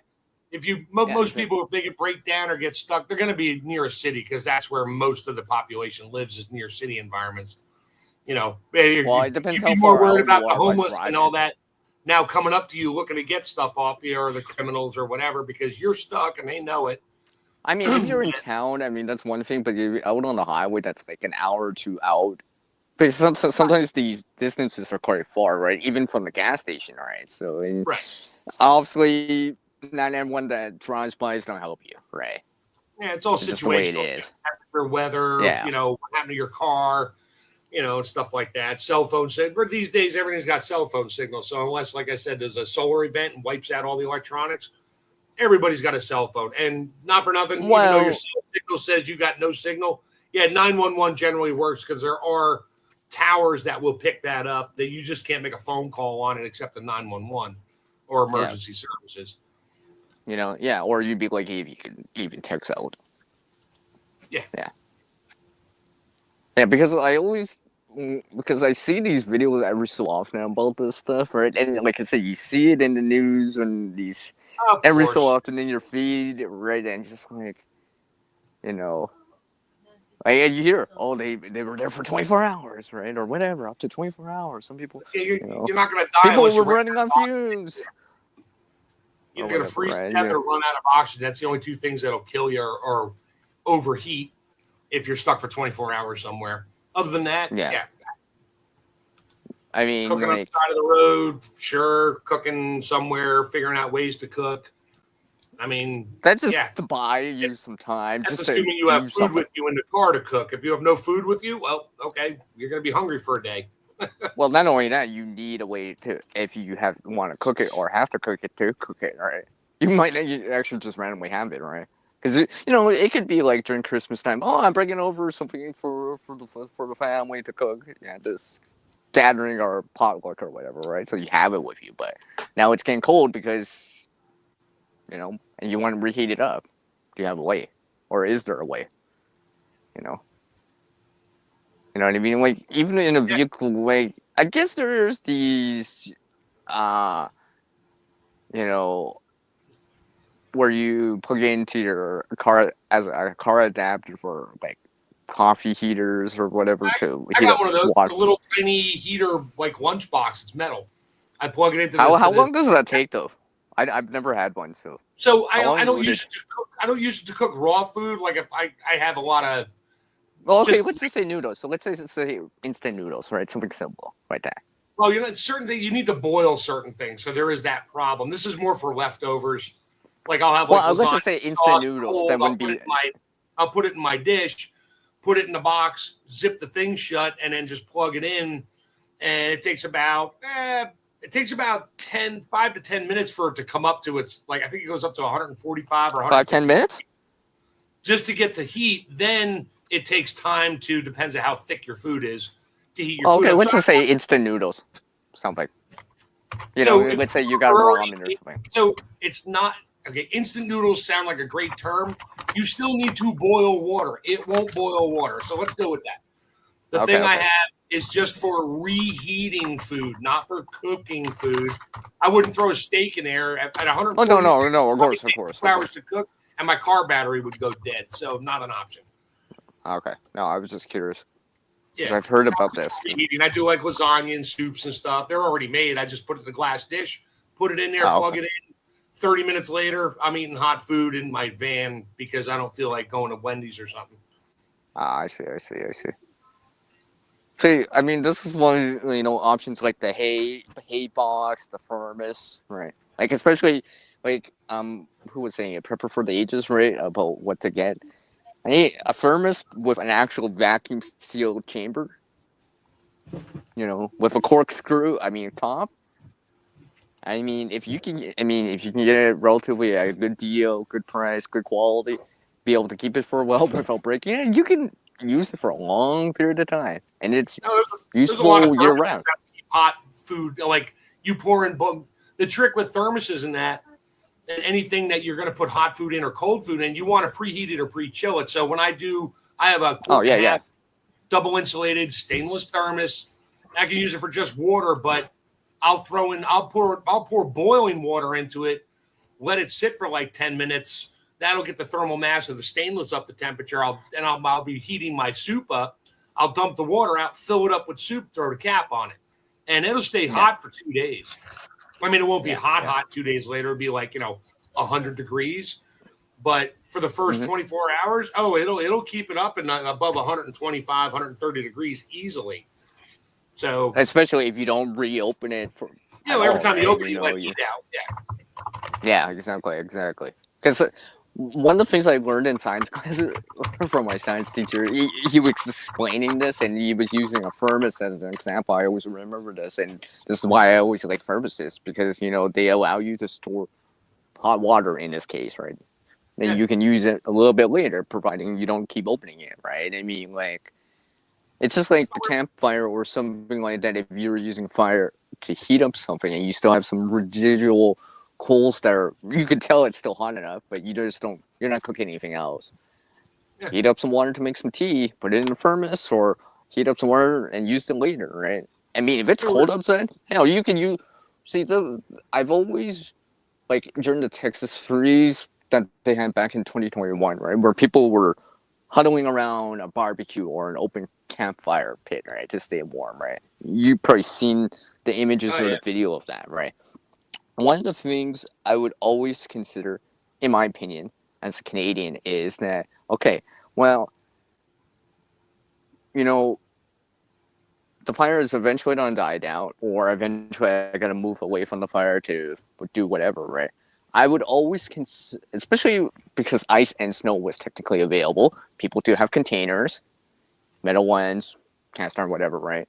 I would always consider, okay, why don't I heat up some water, put it into a bottle or whatever, and carry the heat with me, so I use the heat indirectly from the fire to keep me warm later on. You know what I mean? And if I put it in a thermos, I can use it a little bit later, right? I'm thinking like that. I don't know what I would name it or whatever, or But you know what I mean, right, Mark? Like stuff like that would be useful. We talked about that earlier. We talked about that way, or you were probably listening. It's like, yeah, when you're like, if you're cooking for a group that's, in a survival situation, you want to get your hot food to your people that are standing watch that are, half a mile or a mile away. Everybody's got a cooler. I mean, if you got a regular 48 quart cooler, standard Coleman, whatever, yeah, throw hot stuff, throw some hot rocks in there to heat it up first, and then so it doesn't melt through the plastic, and then lay your food on top of that and shut the lid. It'll keep it hot for a while. I used to use that in catering. That's all we used was coolers, and to keep our big trays of casseroles and meat dishes and vegetables, they're all wrapped up and stacked up in there, and it would keep them hot for an hour. Right out of the oven, right in the cooler, boom, and then you're good for a while. So you can do that with hot water too, but the whole cooler itself, if you just fill it up with hot water, yeah, it'll stay hot for a while. It won't be hot, but you still might be able to use it to wash because it's not quite the same as a furnace, right? Yourself. Yeah. Yeah, because a furnace uses a vacuum sealed chamber, right? Right. It's much more efficient. It's just something I always remember because the bushcrafting community always kind of suggests this at times, every so often, about like if you're cold or whatever. Like, or people have said this. I mean, like, and it's good to know that in the preparedness side of the community, right? Because it's just like it is useful to know that. At least consider it if you can use it, right? Because it can, it could buy you that extra time that you need.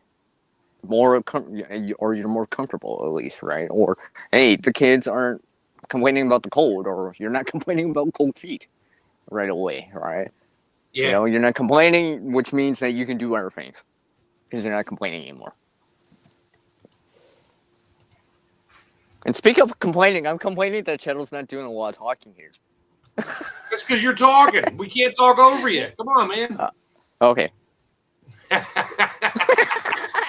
You're lucky it's my topic. Oh, I just shut up and let you roll.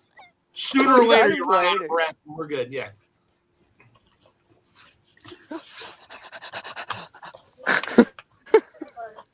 Okay. But yeah, okay. I didn't need to hear that, but okay. Okay. No, I'm just kidding. No, but yeah. No, but I've used the hot water thing or something similar many of times, right? I mean, like there was this time I was like ice fishing with people, right? We had a stove type of setup, right? And the thing is, your feet can get cold because you're on contact with the ground all the time. Feet were getting cold, right? I heated up the lake water in a container. We had bottles because people were drinking pop or Gatorade or whatever. Poured it in there, used it as a foot warmer, right?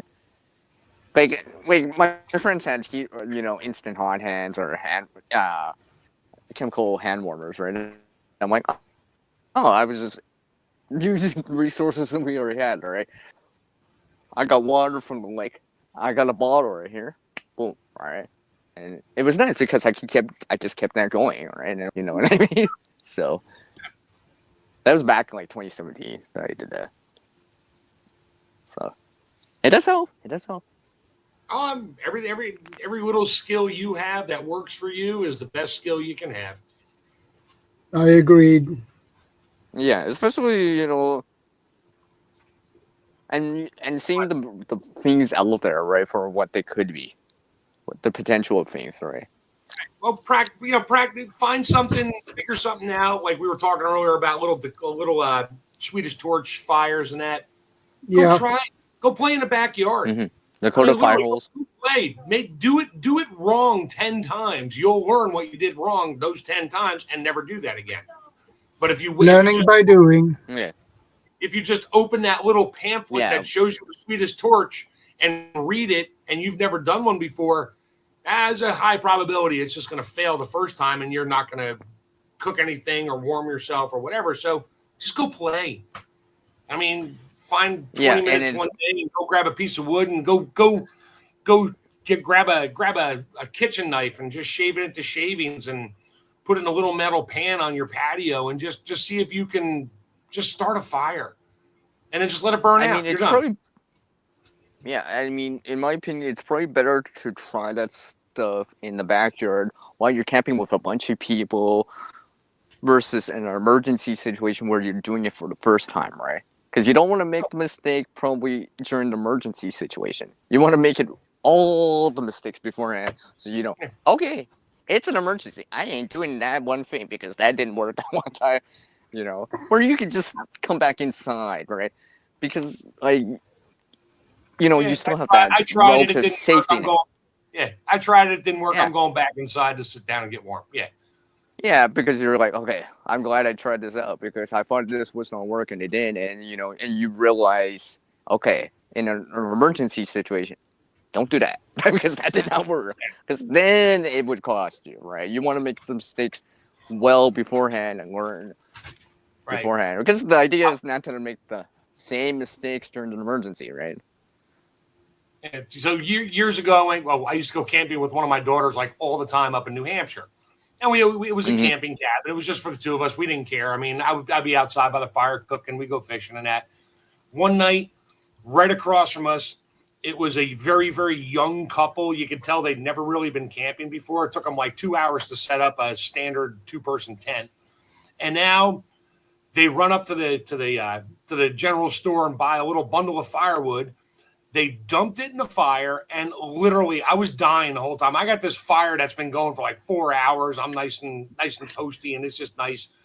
And they're sitting there literally lighting a match and holding it next to a log. I'm like, and my daughter was watching. She's looking at me like, "Please, Dad, don't say anything. Please, Dad, don't say anything." She was laughing. Just wait. Yeah, if they come over and ask for help. It could that was a thing. They were, let's just say they're a very young couple, probably not married, and decided to go camping because that's what they needed to do for that night. And eventually, because I'm sitting there throwing logs on my fire, I had a pile of firewood. We go for 2 weeks, so I got this pile of firewood, and I'm tossing logs on. Finally, I put one log in, so it was just on the edge, and it just got so it was like a torch at this point. And they were pretty much out of matches, and they got like a piece of the bark burning. They're blowing on it. They blew it out. I finally just picked up a log. I didn't even say a word. I just picked one of my logs out of the fire, walked over to their fire, pushed their wood out of the way, put it down, put some other stuff on top of it, and it started to burn. I blew on it a little bit and left. They never even said thank you. They just, the look, their jaws were like on the floor, like, wow, that How guy's did he do that? How did he do How that? did he do that? He carried fire here. I'm just like, it's just a log. Is he a fire god? Okay. But to this day, my daughter and I still talk about that. She's like, I'm surprised because usually I'm the first one to start throwing comments out like, blow harder, use all the matches at once, stuff like that. Because you know what's funny? We're at a campground. I mean, really?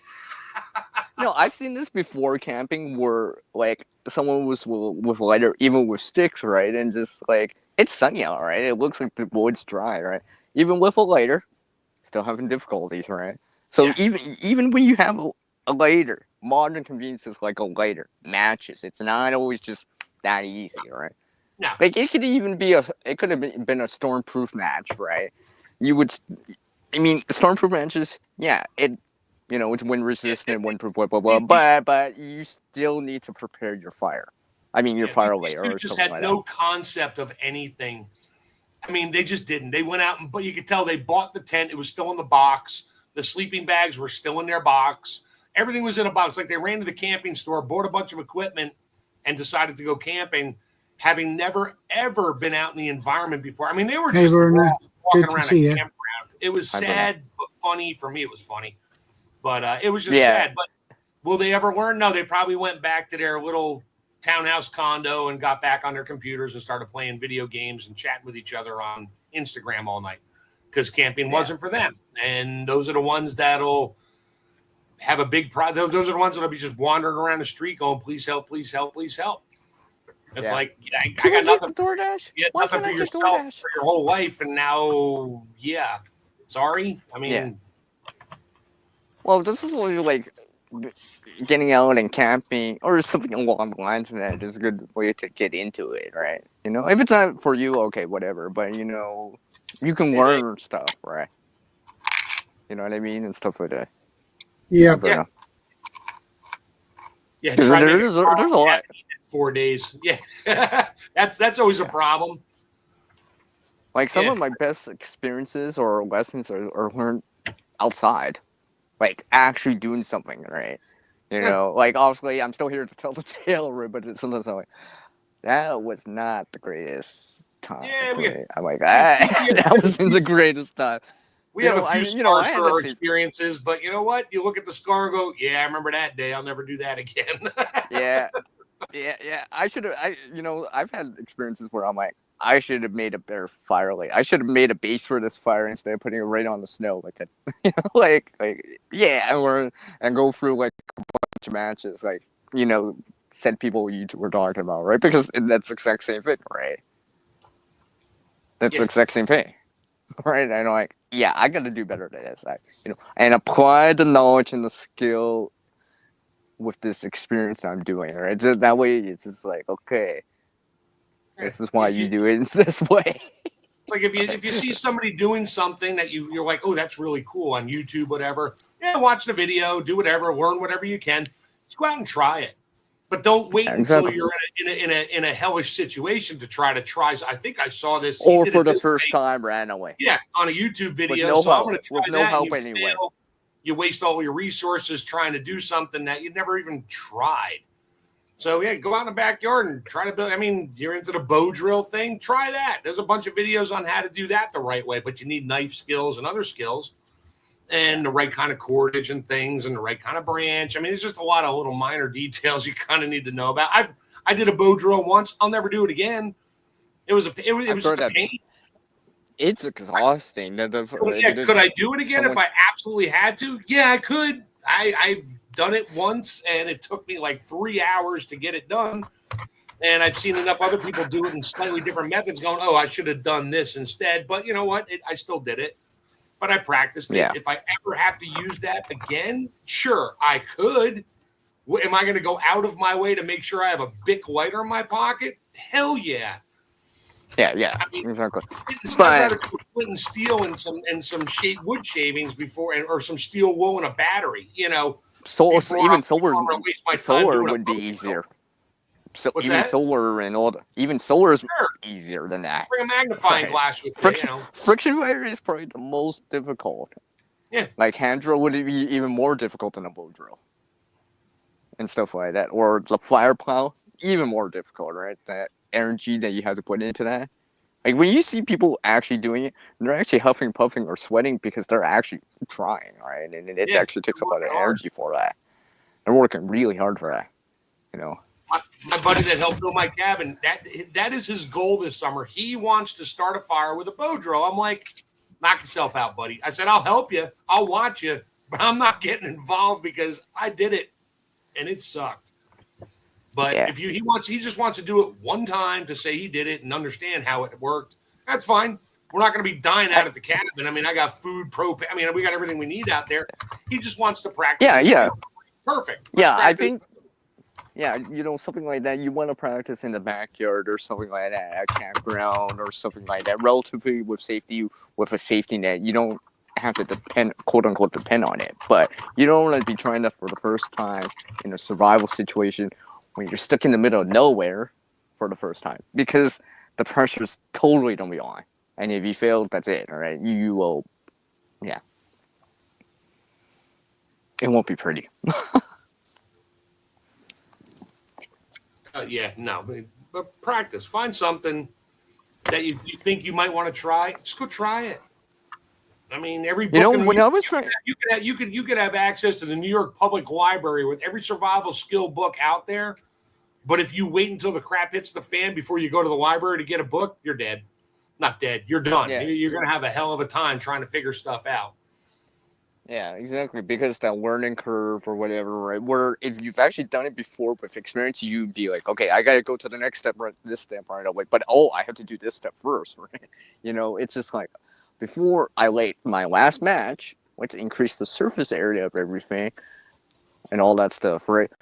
And so, because in the preparedness or the bushcrafting community, kind of the thing is, first strike, first match, right? As much as possible, right? As much as possible, right? You know what I mean? Like, sometimes it takes a little bit more striking or whatever, but like the idea is try to get it on the first strike, on the first match, or the first strike of your flint and steel, or as much as possible, right? That's the idea, right? So just in case it's a limited resource, okay, I did get it the first time, this time, good, right? Because you may just only have one shot at it at times, right? Or you only have that one match to use, so you got to make it count every single time. So your preparedness, you would prepare it as well as possible, right? Sure. My best friend, the same guy I'm always at the cabin with, he helped me build it. He calls me all the time. And when he calls me at about 6:30 p.m., it's always a food question, because he got divorced like 20 years ago, never really cooked for himself except for like a steak on a grill. And now he's cooking more and more for himself, which is great. And he'll call me up, be like, hey, I have, like, I think Durlov asked it earlier. He's like, I got chicken. What can I make with it? I'm like, what else you got? And he'll do the same thing. He's like, I just picked up a family pack of chicken. What should I do with it? I'm like, what do you got in the fridge? What do you got for seasonings? I mean, I gave him a ton of different seasonings and that. I'm like, what kind of flavor are you looking for? Oh, I want this, I want that. I'm like, okay, you got your crock pot. You still got 5 hours left or whatever. Throw in a crock pot. I'm so hungry. This, and he's learning how to cook now. I mean, rapidly at this point. And because he's now doing it for himself. And he'll even tell me flat out, he's like, oh, yeah, I tried making something with chicken the other night. I did this, that, the other thing. And I didn't like it. It tasted terrible. He's like, but I made it. It's all I got. I ate it. I'll never do that again, but I ate it. I'm like, yep, you'll live and learn. That one spice. Well, yeah, because you gain too much, experience. You're just going to overpower it. So, but learning how to cook is not for some, it's difficult, and I get that. And my sister, it's very difficult. Fortunately, she's not listening to me right now. I mean, she's not a cook. She'll tell you flat out, I don't cook. I call my brother. He'll either come over and do it for me, or he'll talk me through 4 hours of putting something together to make it work. And hey, Mark, can you help me? I don't know what I'm doing. Do I put this in the pot first? Start some basic stuff. I mean, cook chicken on a grill, great. Grill some asparagus with it. Grill some green beans with it. I mean, that sounds like stuff. Start simple. But don't just delve into the biggest hardcore found that more. Try to be like that French chef. I'm going to cook like this because I found a recipe. Nah, I'm going to tell you right now, it ain't going to come out like that, because that's like trying to dive into like bushcraft. What does it say? Fire making by doing bow drill first.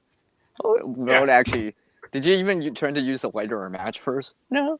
I'm gonna go out in the woods with a knife. And I'm gonna squat for 3 days. You ever done that before? No, I've been stuck in a computer room for 20 years. Good luck with that, right? Good luck with that. I mean, there was this one time that I watched this kind of survival show, and they were talking about fatwood, and like this one contestant mentioned fatwood, and their contestant's like, "What's fatwood?" And their contestant's like, "What? You don't know what fatwood is?" Right? It's just like something like that, because generally the bushcrafting community, most people know what kind of fatwood is, or something along the lines of that, right? Because they pick up knowledge, hear about it, try it out, use it, know what it is. They can find it, right? Yeah. You know what I mean? Maybe they just know it from a different name. Like there's other names like Light or Not,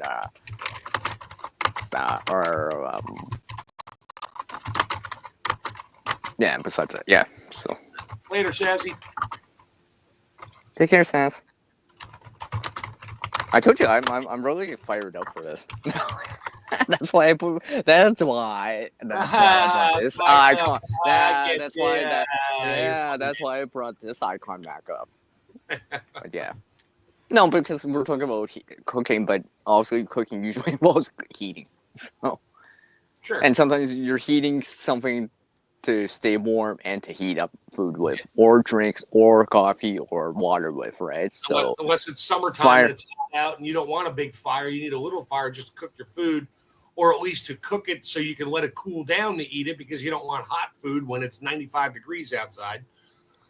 Oh, see, at a time like that, I would, I would try to get it just enough, right? Fuel just enough to get it to cook the food, whatever, heat the coffee, the water with, right? No more, no less, right? Because it's just like, it'll be a waste of fuel, or I'll be like sweating because I have to tend to it, right? Just enough to do it, right? And during the winter or whatever, a little bit extra heat wouldn't be so bad because I'll probably be cold anyways. Or I'll probably use the extra heat to warm up some water for tea or coffee after anyways, right? But yeah.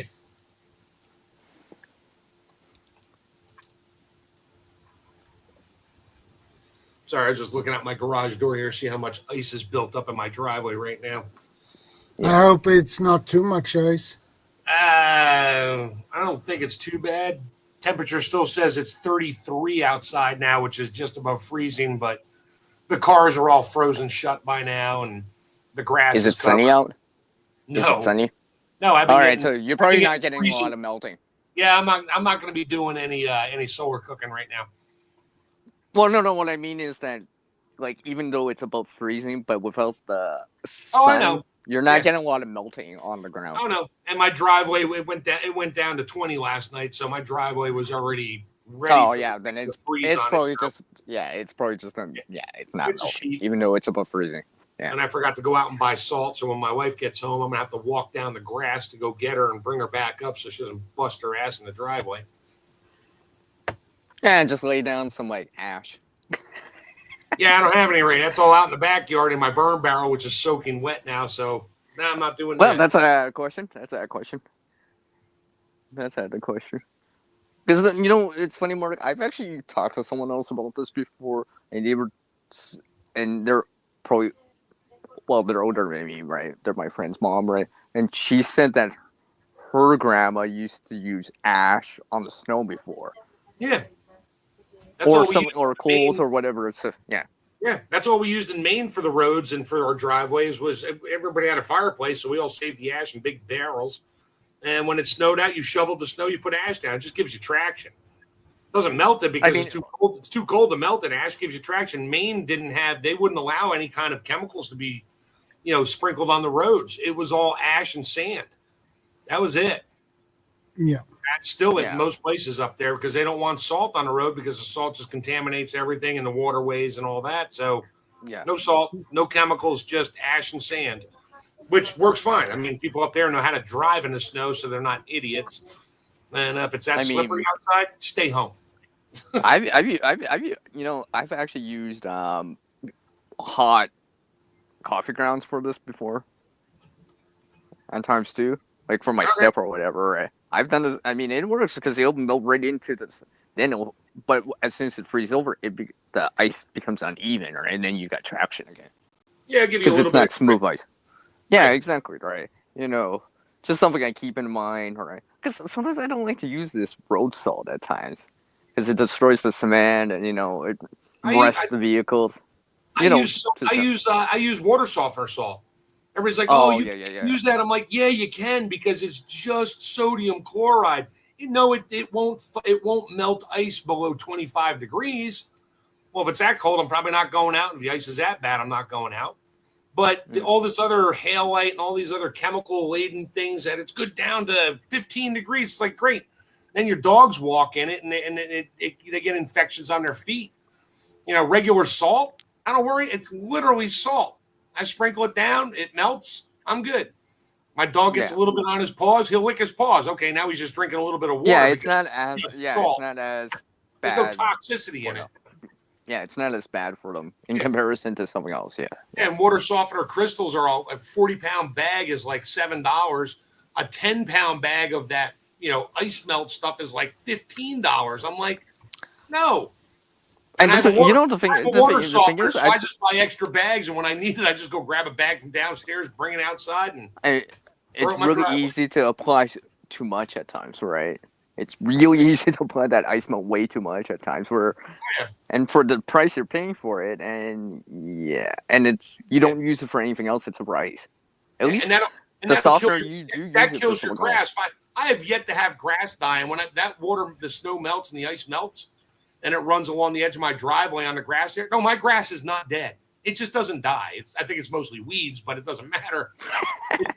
It just doesn't. It's that hardy. It's that hardy. You're gonna kill this. You have to buy the special salt that's environmentally friendly. Yeah, it's called salt. Yeah. That's all it is. Yeah. All right, back to cooking. Yeah, I know. You can cook in salt. I cook in salt. I use rock salt.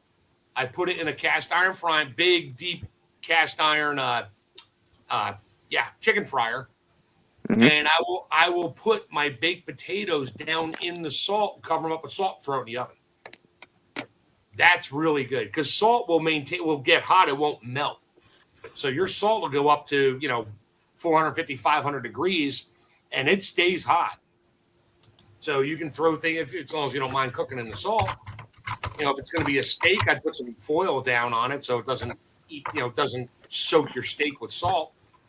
But Look, my steaks so look nice and seasoned. Yeah, It's nice and seasoned. sure. Well, a little salty. Maybe I want to throw some pepper in there too, but that'll burn. Yeah. Well, a lot of restaurants do that. They load their sheet trays with salt and then put their baked potatoes on. It gives them a nice flavor. And it retains the heat and gives it an even heat throughout the oven. And then when they're done, they pull the potatoes off, throw more. It's just salt. They throw more. Well, actually, yeah, you know what? Back in the oven. You said salt about retaining heat, and yes, there is this other thing I've been hearing about, and which makes sense from what you just said about it. Well, holding heat, salt, yeah. Yeah, I mean, you can melt salt. I forget what temperature it's up there. But they have. It's much higher than like. Right, but they have. It's even. I think it's even higher than aluminum. Well, they have those solar towers with all the mirrors aiming on it, and inside that tower is molten salt. It's a liquid. And that stuff will hold the heat for a while, so they can generate electricity. But no, we need a windmill and a solar panel instead to take up farm space. But yeah. But if the sun's not shining, you ain't getting heat either. So there's that. The concentrated thermal energy of it. Yeah, I've seen. I haven't physically seen them, but I've seen videos on them. They look interesting, but I mean, it's what it is. But they also can't let it solidify or freeze per se. Well, you know what I mean. Turn back into the solid, because then you can't pump it, and it takes a long time to reheat it back up to liquid.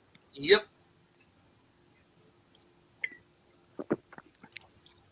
So, Shadow, this is the time where you chime in and be like, "Oh yes, guys, this is what I do. This, I live in an apartment. This, I'm still waiting for, like at this rate, we might as well just name this stream. This is the Mark and CR show." No, so, Shadow, do you still go camping? You go camping, right? Yeah. CR, I'm not talking to you. Hit the mute button. Shadow, you still go camping? Yeah. I try to do it. I try to do it every year. You go in like a campground? You just go out to like a state park or a national park, whatever you got out there? Or just your backyard? Well,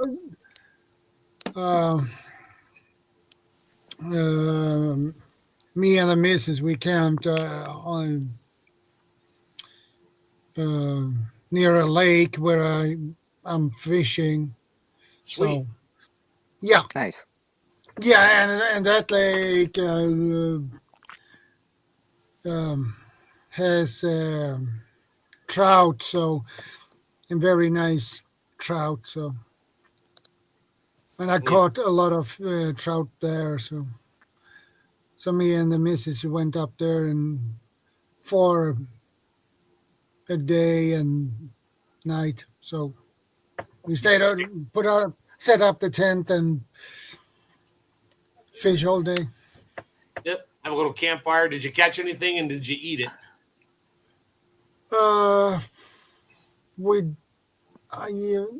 We had not much wood actually, not as much as we would like to have, but it worked.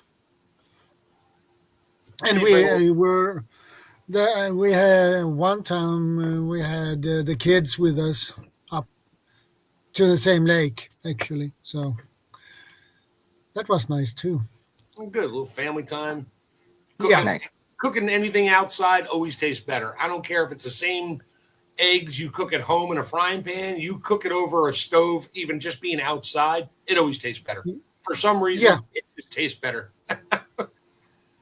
Yeah, effort I put even in. if I cook it on a Trangia stove, it tastes better for It some just does. reason. Yeah, you're outside, you're breathing fresh air, and you're in the environment, and you're sitting wherever by a lake and eating your scrambled eggs or eggs and bacon or whatever you're eating, and it just always tastes. Everything. My wife says that all the time. She's like, "How come the food always tastes so much better when we're camping?" I'm like, "Because we're outside, honey.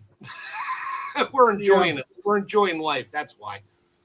and when a friend of mine, he and I, we usually go fishing every year to the same lake, and we always he always brings food. So most of the time he brings salmon.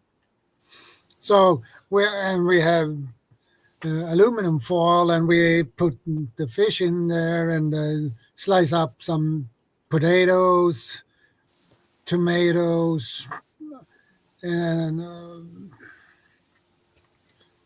some carrots, Mm. and then we fold it, put it on the fire, and let it cook.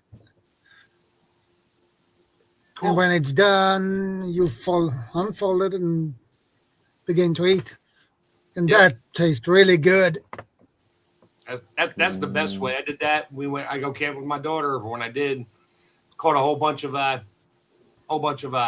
trout in the streams, and I bring them back to the campsite. I keep them in a bucket. I keep them alive, so they're still alive and swimming around a bucket when I get back. So that's like ultra fresh. Grab one, take it out, clean it, wrap it in foil, put a little lemon and butter and salt and pepper on the inside. Yeah. Wrap it in foil, throw it in the fire.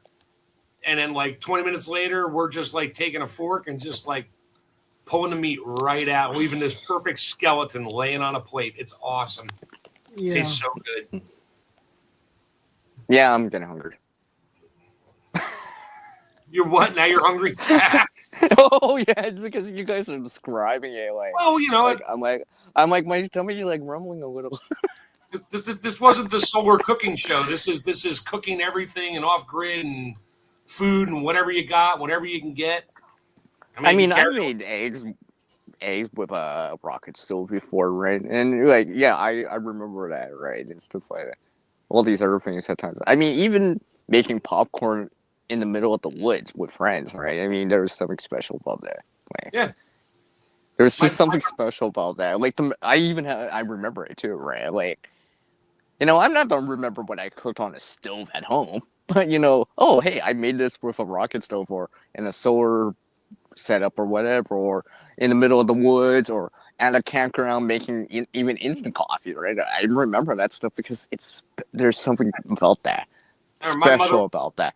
My mother was a Girl Scout leader, and she would always talk about it was a Girl Scout thing. The Boy Scouts, we never did this. They would do bacon and eggs in a paper bag over a fire. Well, not the actual flames, but get the fire going, knock it down the coals. And they would have a paper bag. They would put strips of bacon on the bottom, crack their eggs on top of it, close the bag up, and put it on the grate over the fire. And that just never appealed to me. I'm like, I don't think I could eat something out of paper that was in a store, you know, and paper bags are not exactly created in a sterile environment. So, No. but it's something they did. It's in the Girl Scout handbook of cooking bacon and eggs in a paper bag. I'm like, it works. I'll give them credit for that. I think I've seen it before too. Never done I it. never heard that one before. I That's just new tried to it me. though. Google that one, bacon and eggs in a paper bag. And it'll probably come out with the first thing that'll pop up, probably the Girl Scouts of America website. Maybe I Yeah, should try that. probably. Maybe I should try that. I don't know if people in the U.S. would try that with the eggs right now. It's kind of expensive, but I mean, I could always try it with eggs. Maybe. Yeah, I don't want to talk about eggs right now. I get them really cheap from my wife's friend. Yeah. I'm paying $5 for 18, and they're her chickens, and she loves it because I freeze dry them and give her back. I'll give her a jar of 10 freeze dried eggs. She'll give me 36 eggs. Like, oh my God, this is great. Thank you. Because they're into preserving and prepping and stuff. So she loves it. I just tell her how to use it. She saw my video on how to do it.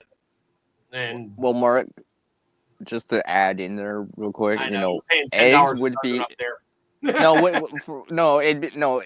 With the exchange rate, it'd be just under $3 US per dozen here. That's the cheapest I've seen it at, anyways. That's not too bad. Yeah. Now, if I was paying Canadian for you guys at the same place in the US, I would have to pay like twice as much as I pay here in Canada. Oh, like I'm sure. 10, Some places are like $11, $12 Canadian. I tell people that they're like, "What?" They just Sharon, what website are you on? Is that a Girl Scout website? No, it's realfamilycampingblogspot.com. There you go. Yeah. Oh, okay. Just don't put it over open flames. Your bag will burn and you'll lose your bacon and eggs in the fire. Yeah. Oh, so this is basically like that kind of method of like, oh, hey, you can heat water in a bottle. It just kind of right. Well, you put the bacon in the bottom of the bag, so as the bag gets hot, it doesn't burn. The bacon cooks. It grease soaks the bag, so your eggs don't stick to it, and then you can just eat it out of the bag because the bacon didn't stick to the paper, and the eggs. Okay, cooked. I see. So it's pretty slick, but I don't think I'd ever have to resort to cooking bacon and eggs in a paper bag unless I was just in the mood to like do some whack job video on it. But yeah, that's not me. Sure. Yeah.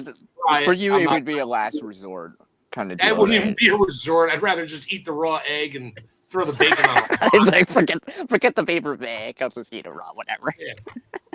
I put the whole egg next to the fire and let it slowly just turn into a hard boiled egg and not worry about it.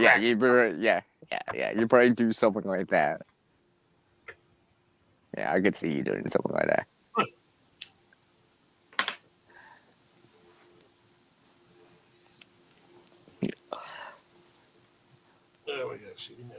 So, hey, Shadow, I was gonna ask you, Shadow. So, do you have alternative method of cooking? Do you want to say? Well, I have a BioLite stove and a Trangia stove, and so you do have options just in case, if absolutely necessary. Yeah. Okay. Yeah, I have. Yeah, I got a few extra options just in case too. Also, Mark does too. So, just in case. One or two keeps me occupied. Yeah. Well, like I said earlier, it could be as simple like my friend, the stove's not working. I mean, the appliance isn't working. Your kind of primary option, right? So you dip into an alternative option that you have, right? Or you have contingencies in there. Like even like I said earlier, right? It doesn't always, these situations doesn't always have to be, hey, the grid's totally down. It just could be, hey, your appliance isn't working because it just wore down and you can't get it fixed, or you're gonna wait for a while, right? So, like, I mean, even preparedness veterans said about a microwave, right? And I said something about a coffee maker, right? You could still do something with that. I mean, like, if you can get water to a certain degree, right? You can still do something. Your coffee maker and pour it in a packet of instant noodle soup, and you got hot soup. It just might have a background coffee flavor to it. That's all. Yeah, but you'd be able to have a nice warm meal in the meantime, right? Yep. Because unfortunately, things like DoorDash, Skip, or whatever, you also need the money for that, right? You still need the money for that, anyways. It's not really an option for off-grid cooking. Is let me call DoorDash and have bring me McDonald's. Yeah, no. Yeah. Right. I mean, because the thing is, like, especially if, this happens and now, I don't get paid till tomorrow or the next day. You need another option in there because now this DoorDash for what option is out of the question too. All right. I don't even know how DoorDash came into this conversation because that's not a cooking method. That's a but what I'm saying is like because like the reason I'm saying this, Mark, is because when I said this to Shadow originally, this is where the conversation started from. That's why I'm bringing it up, because this is actually what my friend initially said first. Right. That your burner on the stove wasn't working. Does your friend have extra food? Does he have like no extra food in his house? No, but I mean, morning every day for dinner, and then his stove broke, so now he can't cook the steak that he just bought. No, but what I'm saying is like how that was the first thing I heard. I didn't hear like hey, can you bring over some food to me? That was not that option. Didn't even come on the table first. He just wanted money so he can get DoorDash. No, but that's what I mean. Where is it come to this point where like takeout is the first option right away, right? Versus what you have already. Like I'm not against helping people, but the thing is like, even if I did certain little things, you still have to wait a little bit. But if you can get something right away because you have it at your place right now, be able to do it right now at your place, wouldn't that be faster? You know what I mean? You don't have to wait for me or depend on me in this case. You know what I mean?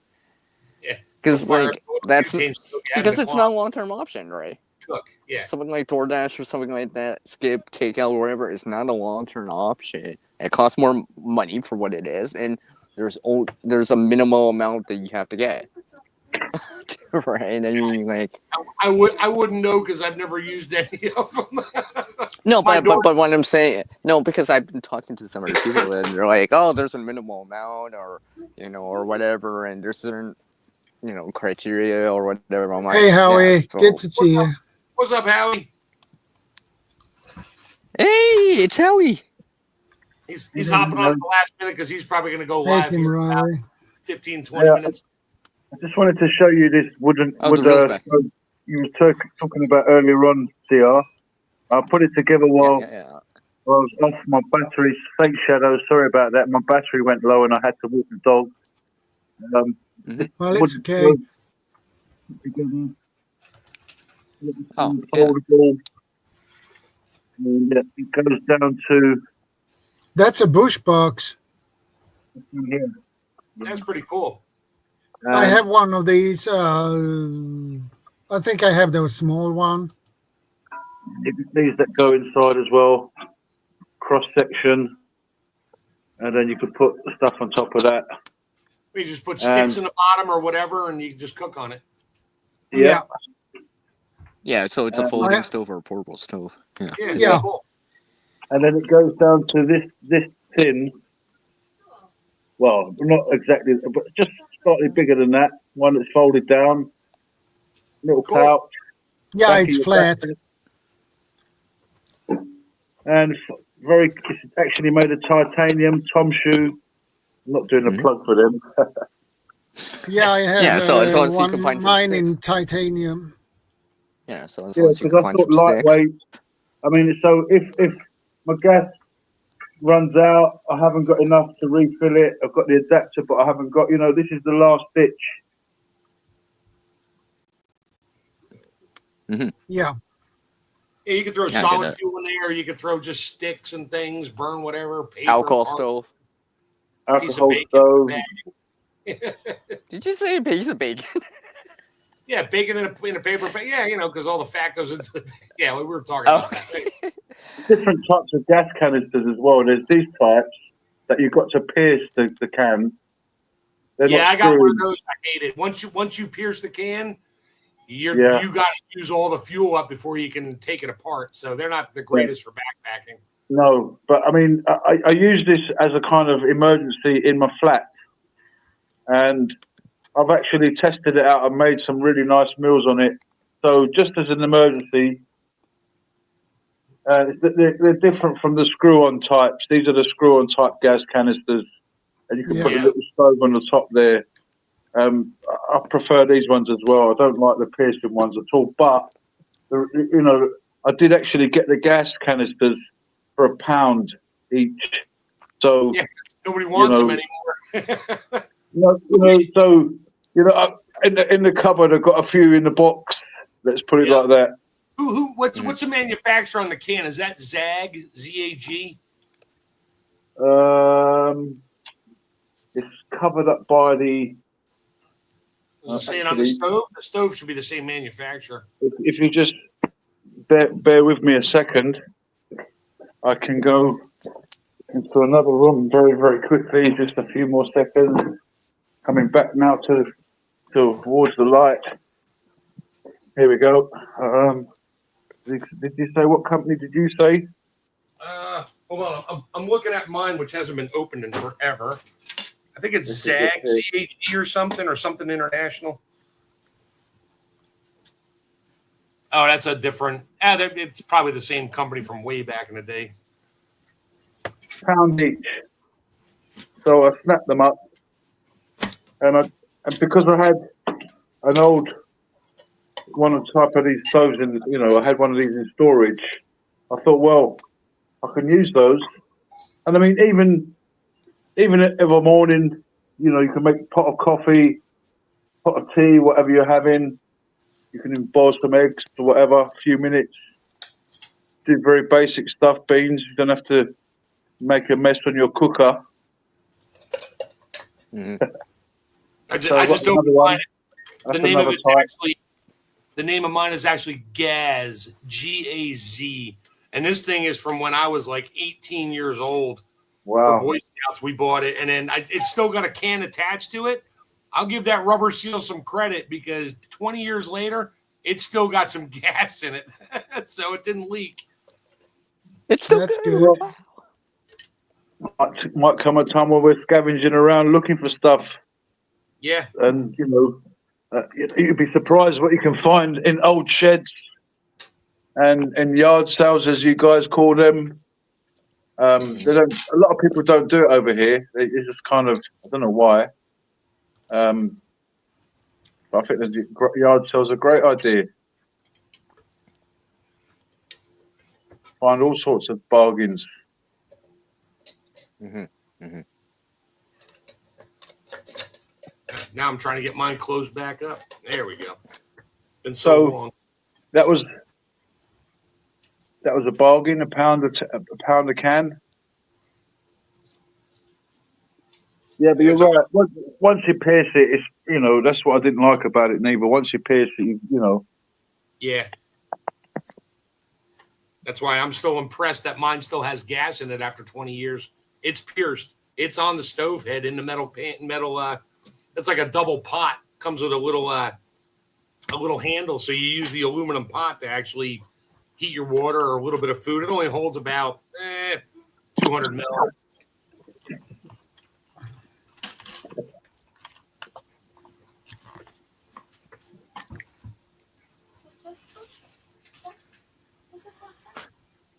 Yeah, she's sealed back up. She's good for another 20 years before I look at it again. Yep. Yeah. That's amazing that it hold up for 20 years. I'm actually impressed because this thing's been sitting by my garage door for 15 years, just off on the side somewhere, and I see it all the time. I never thought about it till you brought yours out there, DS. I was like, oh, hey, mine's right here. Let me look at it. Holy crap, it's still got fuel in it. Well, yeah. My wife liked it because it's her favorite stove ever when we went camping. Wow. You'll be handing it down to your children. That's how good it'll be. No, well, they don't want any part. They don't want any part. They just want my freeze-dried food. They don't want anything to do with the cooking equipment. No. Yeah, you see. Can you imagine? Like some of the youngsters? You cannot be serious. What do you mean? I can't do, go to the ATM machine. You cannot be serious. John McEnroe moment. Let's claim a name to that situation. They're going to have a John McEnroe moment. You cannot be serious. Yeah. What do you mean there's no food in the store? What do you mean Starbucks is closed? I need my $7 latte, extra calf, no fat, almond milk, blah, blah, blah. Yeah, sorry. People freak out here. Some water and some Nescafe. Go make yourself a cup of coffee. A fellow freeze dryer. That's awesome, Vay. Yeah, very nice. About awesome. it earlier. About this earlier. How it's like the first reaction, right? Like I said earlier, that skip DoorDash or takeout is the first reaction, or being able to quote unquote buy something, right, is the first reaction. Versus 20, 30, 50 years ago, it'd be, okay, well, I guess I'll just have to make one. You know what I mean? Or something like that. I guess that's the sign of the times, hey? Oh, sorry, I wasn't paying attention. I'm perusing on Vay's Place page right now. Yeah. Yeah. That's He's nice. it. I'm subscribing. There you go, Vay. You got another subscriber. Well, hopefully I'll see you randomly on her coffee chats. Mark. She does coffee mornings. chats. Oh, Yeah, she does coffee chats in the mornings, though, like early in the Oh. morning. So that'd be about 8 hours ago, almost. 8 hours. Hey, Vay, what time zone are you in? She's Eastern, if I remember right. Oh, good. So am I. That works. So I guess that'd be 10 a.m. for you. So Vay, if you see every Saturday morning 10. Okay, that works. I'm usually around on Saturday mornings. So if you see Chef Tech 86 or Mad Chick Acres pop on, that's me. yeah, and I'll be the first one to say hi to you.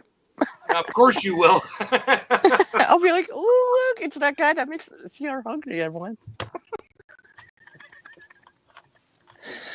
It's that raccoon dude that cooks. Yeah. Yeah. I'm surprised you didn't put the baking icon up this whole I time. thought about it. I'm like, you know what? I'll just leave the chef raccoon up there. It seems to be my favorite one. I changed that to my my channel icon away from the one that Gil uses, which was the Muppet. That was my old one. I like this raccoon one. I love it. I think it suits you quite well. Wait, where's my evil one? Here we go. I'll put this one up. There you go. Now I'm the evil cook. No, you're not evil. You're not evil. No, I like the better one. Holy crap! It's 6 o'clock. Man, we've been going for 4 hours and change. Wow, time flies when you're actually having fun conversation. Oh yeah. Yeah, and I'm just getting hungrier as it goes on. I gotta go start cooking something for dinner for my wife when she gets home at 7:30. I know. I'm sure I'll find something. Yeah, happy wife, happy life. Oh yeah. So.